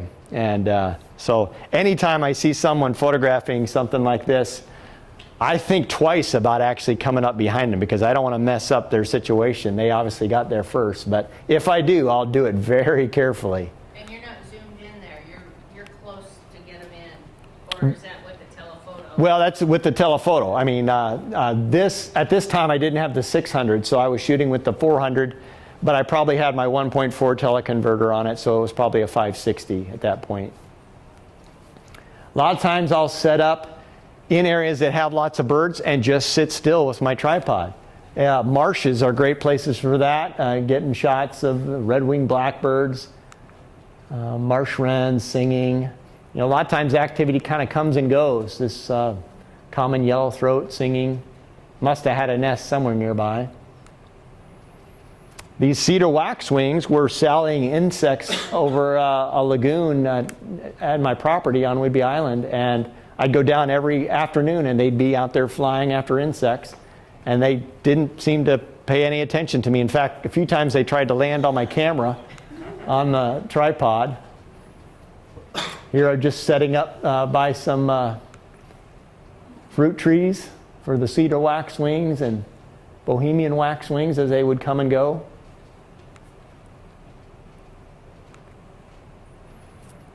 For ducks, a lot of times I'll just sit up on shore, just get down low on the shoreline and wait. And ferry landings tend to be good places for ducks to gather. And this was right at the Coopville Ferry Landing on Whidbey Island. It's a great place to get harlequin ducks, which are one of the most beautiful ducks I think we have here in Washington. They always kind of keep one eye out at me, Never fully trusting. This is another trip I do for short-eared owls and other owls, and this one, particular location, just sitting in one area, and there's lots of owls flying around hunting, and they'll be flying right around you as they hunt. And as long as you're kind of still and don't move around too fast, you get opportunities like this.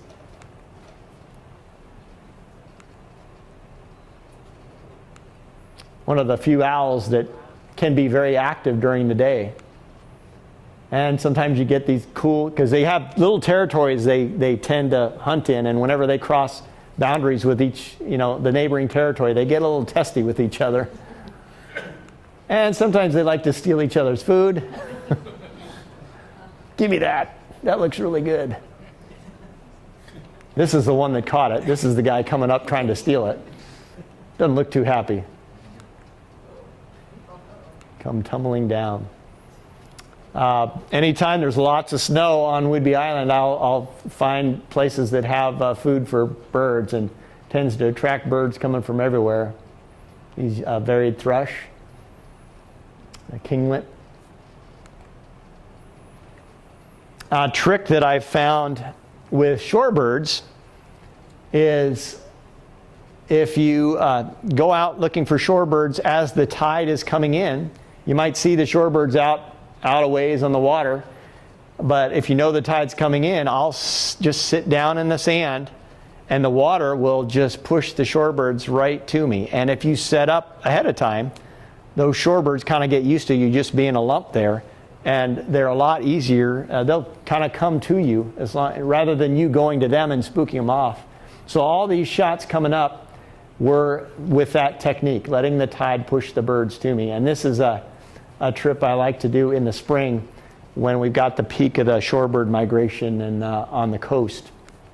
Those were dowitchers. These are a shorebird called a dunlin. This is a ruddy turnstone. When I was photographing this turnstone, there was another bird behind me that was making all sorts of chatter for about a half an hour, and finally I turned around to photograph it. It was a semi-palmated plover, and this is it right here. And it was trying to court a female. This is the male. It was trying to court a female, and that's what all the racket was about.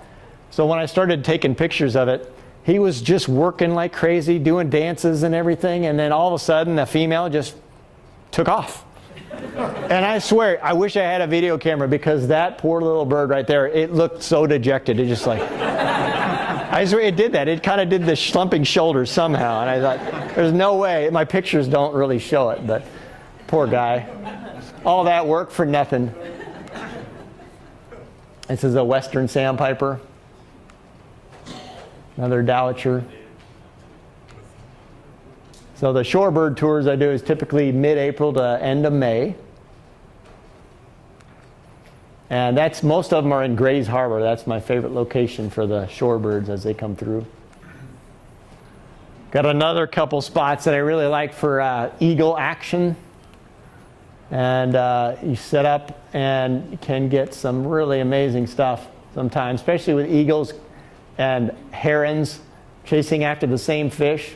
Here the heron has the fish stuck on his beak, and the eagle is going to grab it away from it. It's kind of amazing sometimes what they'll do to each other. Like that.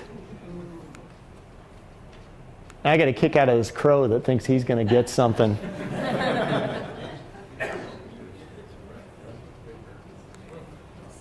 Sometimes I'll photograph from the car, using the car kind of as a blind.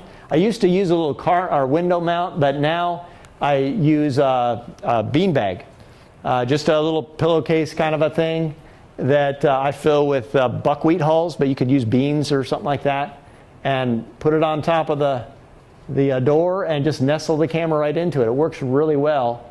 The only trick is you got to not move around in your car very much. Especially if you got somebody in there with you, tell them not to move too much, because it'll move the camera when you move the car. It's great on safari, because a lot of safari photography is from vehicles, and you can take the empty pillowcase or beanbag case with you and buy the beans in Africa or wherever you're going, and then leave them there, so you don't have that extra weight in your luggage. But here's some examples of photographs taken from my car. This was a slide film shot, and that's not cropped at all. This snowy owl let me get that close with the car, believe it or not. Red-tailed hawk, American kestrel, burrowing owls not far from here, from the car. And some of the burrowing owlets trying to figure out how to fly. That was a lot of fun. Sometimes they would just take off and fly straight up and go straight back down. Just over and over again. And then they'd run into each other, and it was pretty funny to watch. This is a tough subject to get, and this sequence of pictures I got from the car, believe it or not, of a kingfisher. They can be very skittish birds. Northern harriers from the car. A lot of your wildlife refuges, of course, have the drive-through system, which is great for that kind of photography. Short-eared owls from the car.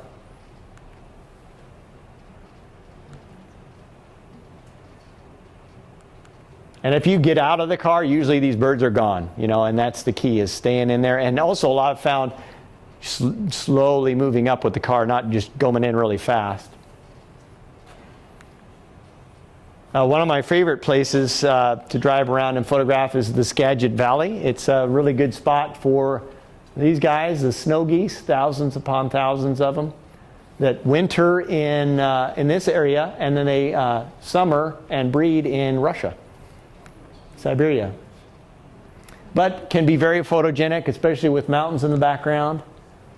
And you want to make sure you're not underneath them when they take off, because I've not gotten hit yet, but my camera has, and my car has been plastered. Seen that one already. But these are fun trips. The birds usually fly out to the water at night and roost on the water, so at daybreak they all get off the water. So it can be some amazing photography when they're taking off for a couple hours sometimes. Same area, the Skagit Valley, long-eared owl here. It's bald eagle harassing some shorebirds. There's a peregrine falcon slicing right through them. And this one caught one of the birds, and his mate is chasing him down to try to steal it.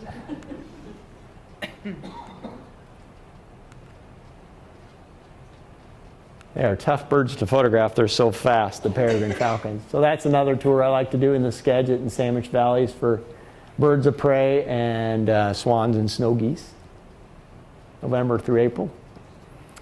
Like I said, anytime the snowy owls show up, I try to stop everything and go out to get them. And most of the photographs I got the last winter they were here, 2012, in an eruption year where they come further south, were up in Boundary Bay in Canada. And the only way I could get all of these owls to look up at the same time was when a couple of bald eagles flew behind me. The bald eagles can eat these guys, so they're always keeping an eye on them.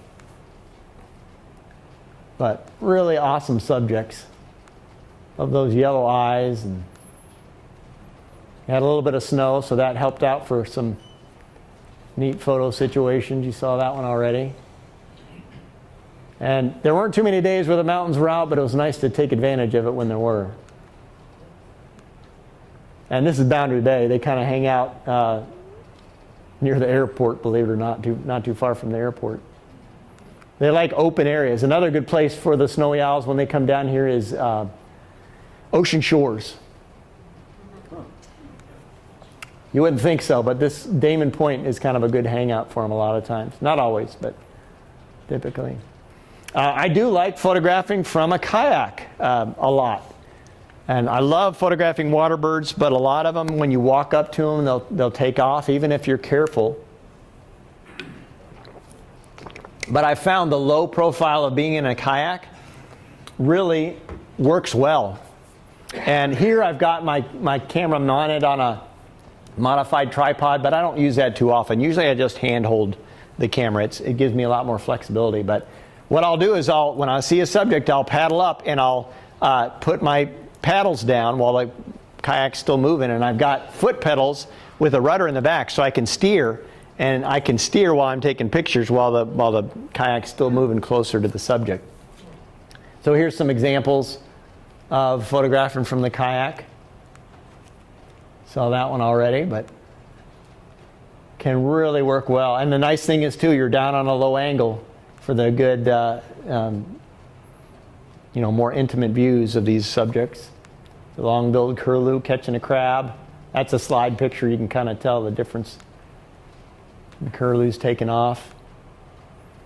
These are some white pelicans that showed up on Whidbey Island last year and got out in the kayak to get them. Now you've got them around here. Well, we don't see them on Whidbey Island very often. Sea otters. Got them from the kayak down in Monterey Bay.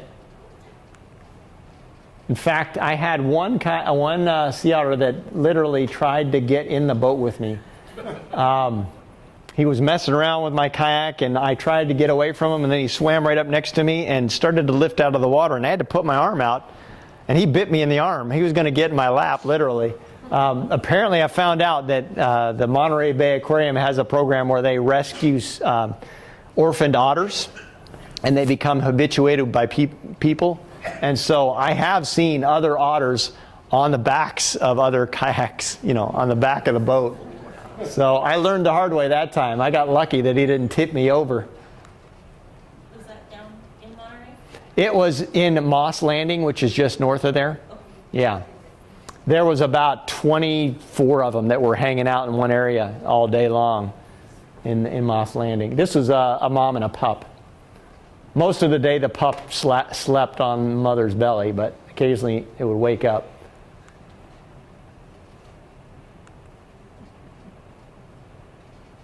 Little fur balls. There's that picture. That's a photograph I used to do the painting that was earlier in the slideshow. So, because it can be a little bit tricky with a kayak and a heavy lens, I did build a kind of a stabilization system just in case. That big heavy lens does make things a little bit more rocky. So you can buy these things for your kayak, but rather than spend a lot of bucks, I built this thing for $20 with PVC pipe and pool noodles.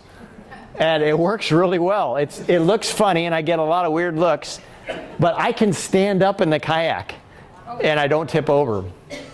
And it gives me a little bit of peace of mind that I'm not going to dunk, $15,000 worth of equipment in the water. I was going to ask you that. Yeah, it's better safe than sorry, right? So that's what it looks like. I don't use it maybe about half the time. But here's some pictures of the loons from boats, either the kayak or even little fishing boats. And I found that lakes that have a lot of fishermen on them that have loons, you tend to be able to get closer to the loons than on other areas that don't have fishermen, because they're used to the boat traffic, I guess. But I love photographing these guys. They're just really beautiful birds, and I love it when the chicks are out, getting the chicks riding on the back, doing their calls. This is also a little custom photo boat I made out of a fishing float tube. I do like to fish too, but I took the seat off of it and put a piece of plywood on it, and I basically lay down on this thing, and you can see I have the camera set up so I'm shooting out that way and kind of have a beanbag with supporting it. When I'm close to the birds, I use a trolling motor. So I can be taking pictures at the same time I am getting closer with the trolling motor. I got tired of having to paddle, then stop, then take the picture, and using the trolling motor works really, really well. So that's what the bird is seeing right there, that angle. But all these next few shots of these loons were taken with that little photo boat.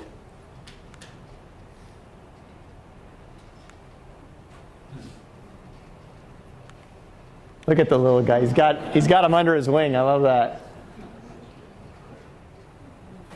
When I came up on this bird, I didn't see the chick at all. That's because it was completely under the wing. And then she lifted up her wing a little bit, and here pops out this head.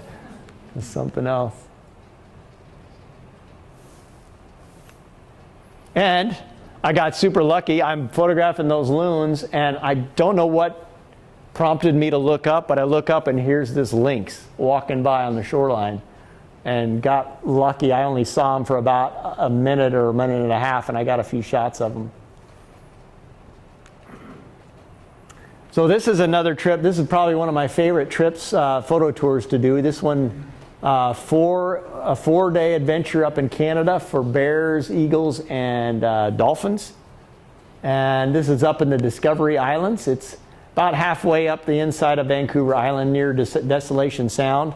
It's really a beautiful area. And we fly up from Seattle and fly right to the lodge, stay at the lodge, and go out on trips by boat every morning and every afternoon.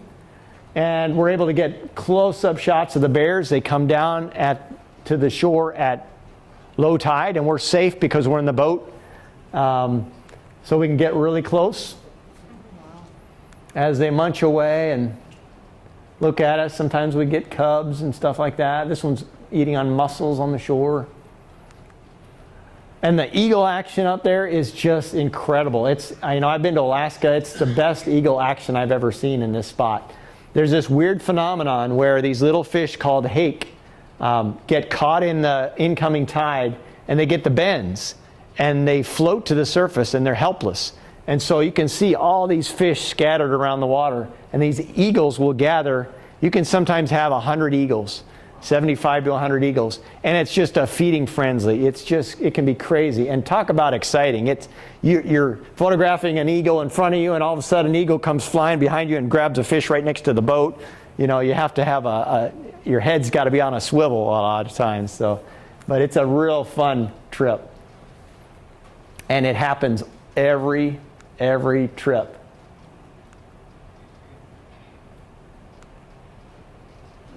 You get some nice confrontations of the eagles when they're going after stuff. Sometimes you'll have eagles almost have collisions trying to go after the same fish.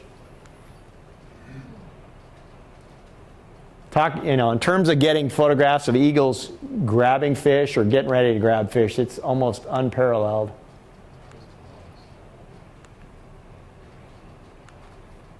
Here's a small sampling, and those are all eagles flying there, and it can be 3 times that easily.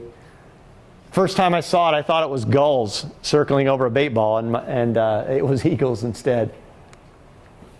And the dolphins can be very, very fun. They tend to approach the boats and play with the boats a lot.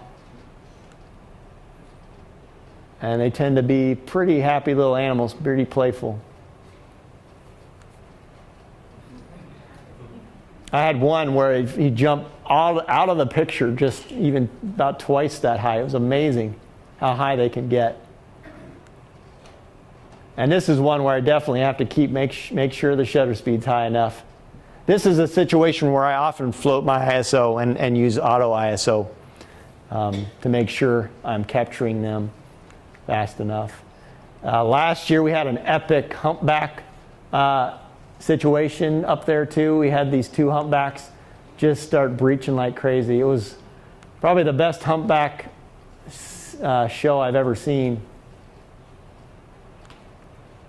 This guy's upside down. Hallelujah. It was over and over again. And we also can get brown bears there too. It's a mom and a cub here by some of the river openings. Sometimes they'll be out going after salmon. It's one of the cubs. This one's chasing after fish.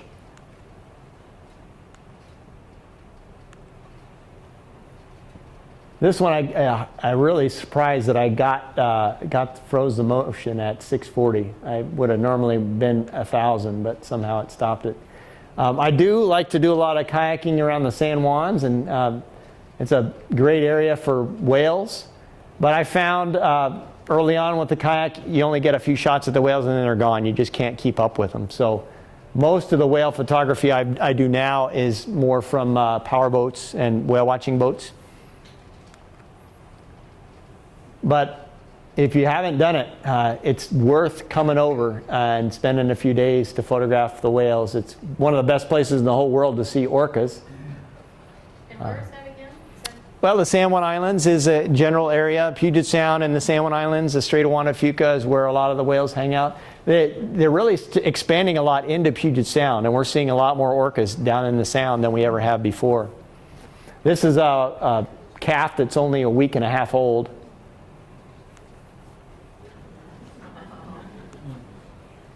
This is another calf coming up with a mouthful of kelp. It takes a lot of time getting, with the whales because, you don't get breaches all the time and it can take a lot of days. But that's a trip that I put together 2 times a year, one in June and one in September. 3-day whale photo trip, whale and wildlife. And we often see puffins, and on one of the trips we also get to see some fox, red fox. And it's all inclusive, the boat and lodging and everything. And the neat thing about this is we have a whole whale watching boat that can fit 70 people on it, and we limit it to 8. So everybody's got their own booth, and we got plenty of room to spread out, and it's a really stable boat. And it's nice because we can spend you go out on a whale watching trip, you may get a half an hour with the whales or an hour, and you got a lot of people around you. On these trips, we spend a lot more time with the whales. We try to be out at sunrise and sunset whenever they're there. And we really gear it towards photography, not just seeing the whales. Those are humpbacks. And how much is it for a cost? that one, the 3-day trip, is $24.50. And it includes everything, includes the lodging and everything in the boat trips. And, photo instruction and stuff.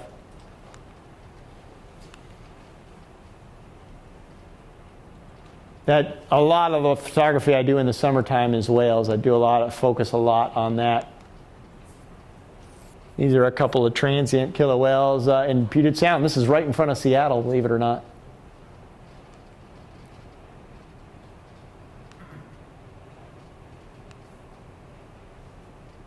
These 2 transient killer whales were chasing after some porpoise. I don't think they caught them, but they sure tried. And then we got lots of other subjects out there too. We got the seals and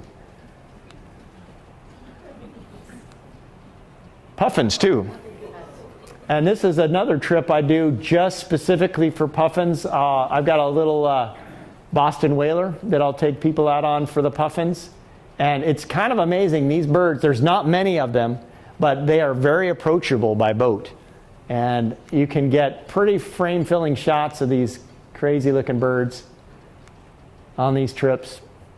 Even with, up to probably, 100 to 400 lens. In fact, a lot of these shots I get with my 100 to 400 lens, not the bigger lens.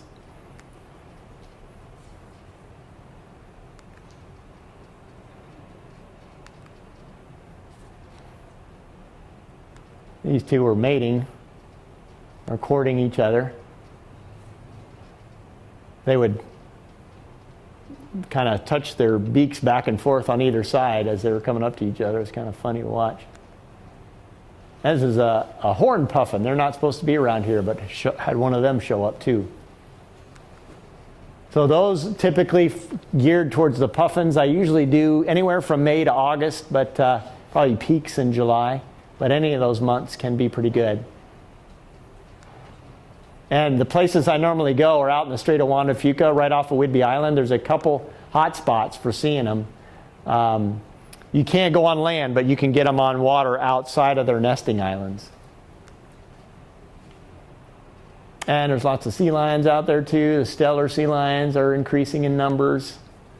We've got gray whales that come back in the spring now, especially around Whidbey Island. They're not quite as photogenic, but they still can look pretty cool. Here's a shot with the gray whale and the Mukilteo Lighthouse in the background, the Cascades. So that's typically around Whidbey Island. This is the hot spot. We got about 10 gray whales that come back every spring, March and April. And then they continue on north after that. And our humpback population is really increasing a lot. It's exploded, really. We're seeing humpbacks almost year-round, and it's in Puget Sound and the Strait of Juan de Fuca.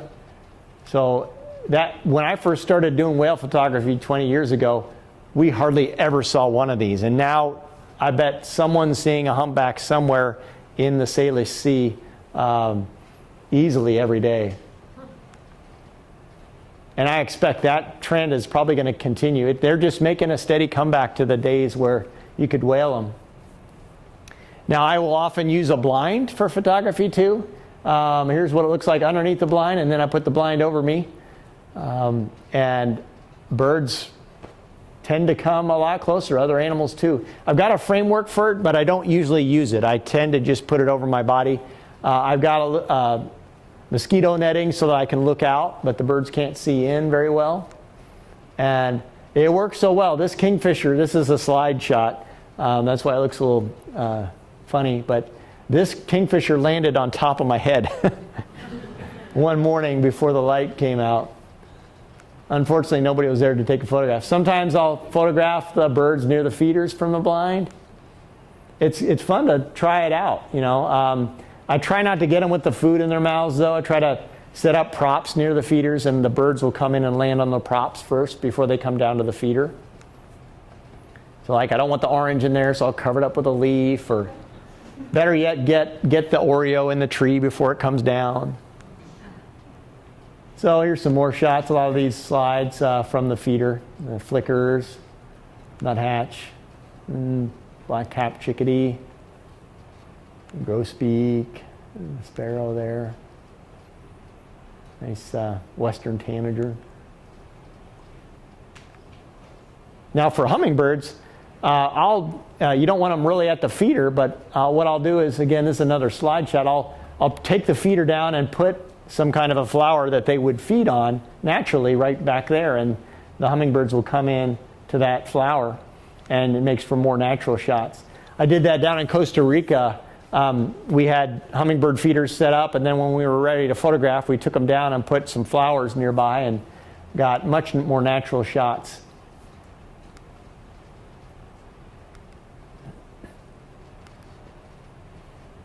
This is back in Washington here. Nest photography. So sometimes you can take advantage of nests to get photographs. You have to be a little bit more careful around nests because you don't want to interrupt the process. But here's a killdeer I'm photographing in my fire pit at the beach with the camouflage blind. And that's what the eggs look like. But this killdeer didn't seem to be bothered by me at all after a while. Incubating the eggs. Sometimes, with photographing from the car, you might find a subject that's so skittish you have to kind of cover up with a blind in the window so it can't see you. And I had to do that with this bluebird back in eastern Kentucky. Wouldn't let me get close unless I had that blind over. This was last winter on some hummingbird nests. Pileated woodpeckers at their nests.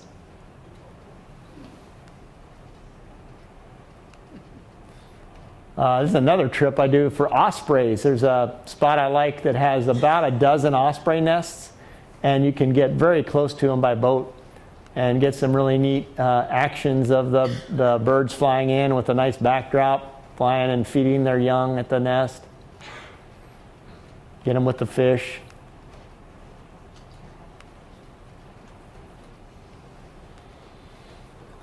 Okay, I'm going to skip the lens micro-adjustment. That takes a little time to talk about.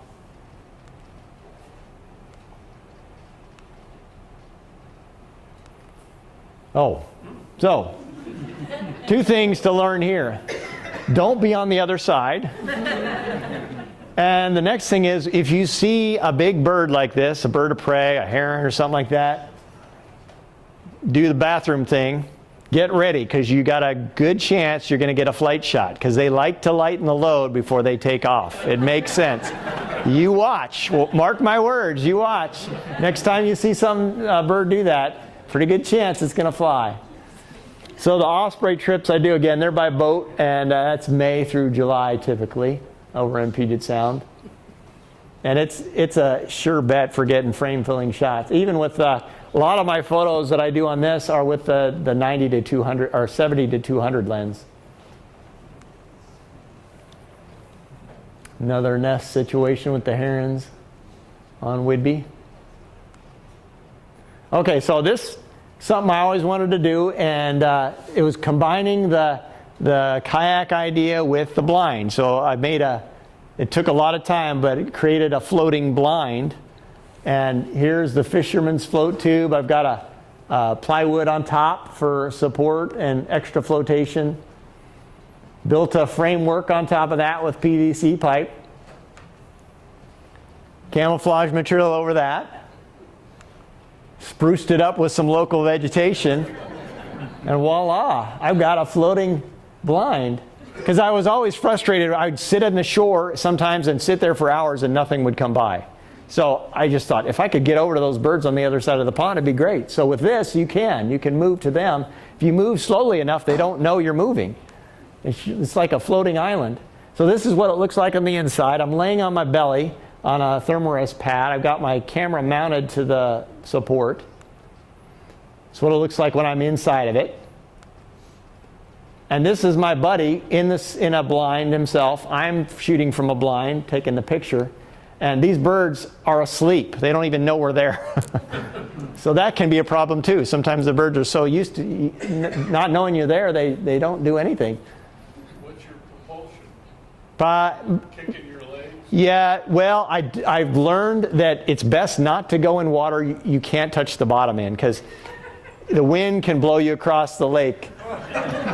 So I only do this. You could use kick fins, but I only go in areas where I can touch the bottom. Usually I'm kind of pushing off on my knees, and it's shallow water. So here's my buddy. You can see his feet out here. He's getting up really close to these swans that would have never let him get that close, just walking up to them. So these are all slide shots, so they look a little funny in the digital projection, but this black-necked stilt let me get close. These eared grebes would actually follow us around because we were kicking up stuff in the bottom that they were catching and feeding their babies.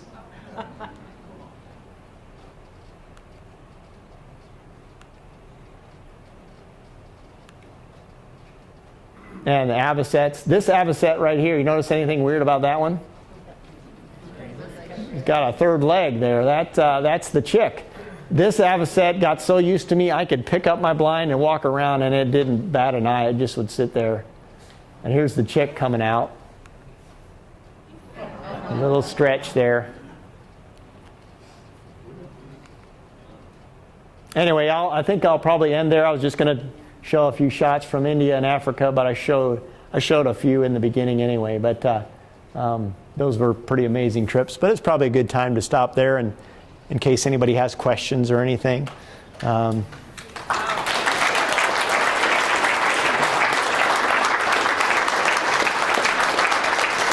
Thank you. Any questions? Yes. What did you put the pipe insulation on your tripod for? Why did I put that's a good question. Why did I put pipe insulation on my tripod? It's padding. That's one thing. It's just padding because I often will carry my tripod over my shoulder, and it pads that. And also on a cold day in Yellowstone where it's freezing cold, it's a lot more comfortable to grab the insulation than it is to grab the cold tripod. Those are the two main reasons. And you can buy them, but pipe insulation's like $1, and it's a lot cheaper. And you wear them out, and I just throw it away and do a new one. So, yeah, question. Do you use back button focusing at all? Good question. Do I use back button focusing? And the answer to that is no. I actually use the back button to turn focus off. So it actually is doing a similar technique, but in reverse. But back button focusing is a very useful technique for a lot of wildlife photography. And you can probably read a lot about it. A lot of people are doing it. So it's basically changing, instead of having your shutter button doing the focusing, you can change it so that one of the buttons by your thumb actually does the focusing instead. So it allows you to, if you don't want it to focus, you can keep your finger off of it. If you want it to focus, then you'd push that back button separate from taking the picture. So it can be really helpful in different situations. Any other questions? All right, well, thanks for coming out. I really appreciate and having you come out, and hope you enjoyed it. Everybody can help by putting a chair or two away and check, make sure you put your badges back over there for Susie. And the recording, we recorded the meeting, so let Chris know, and he knows that they'll find it. There'll be a link to the recording on the Facebook page. Can I ask you a question? Yeah. So I'm interested in a couple of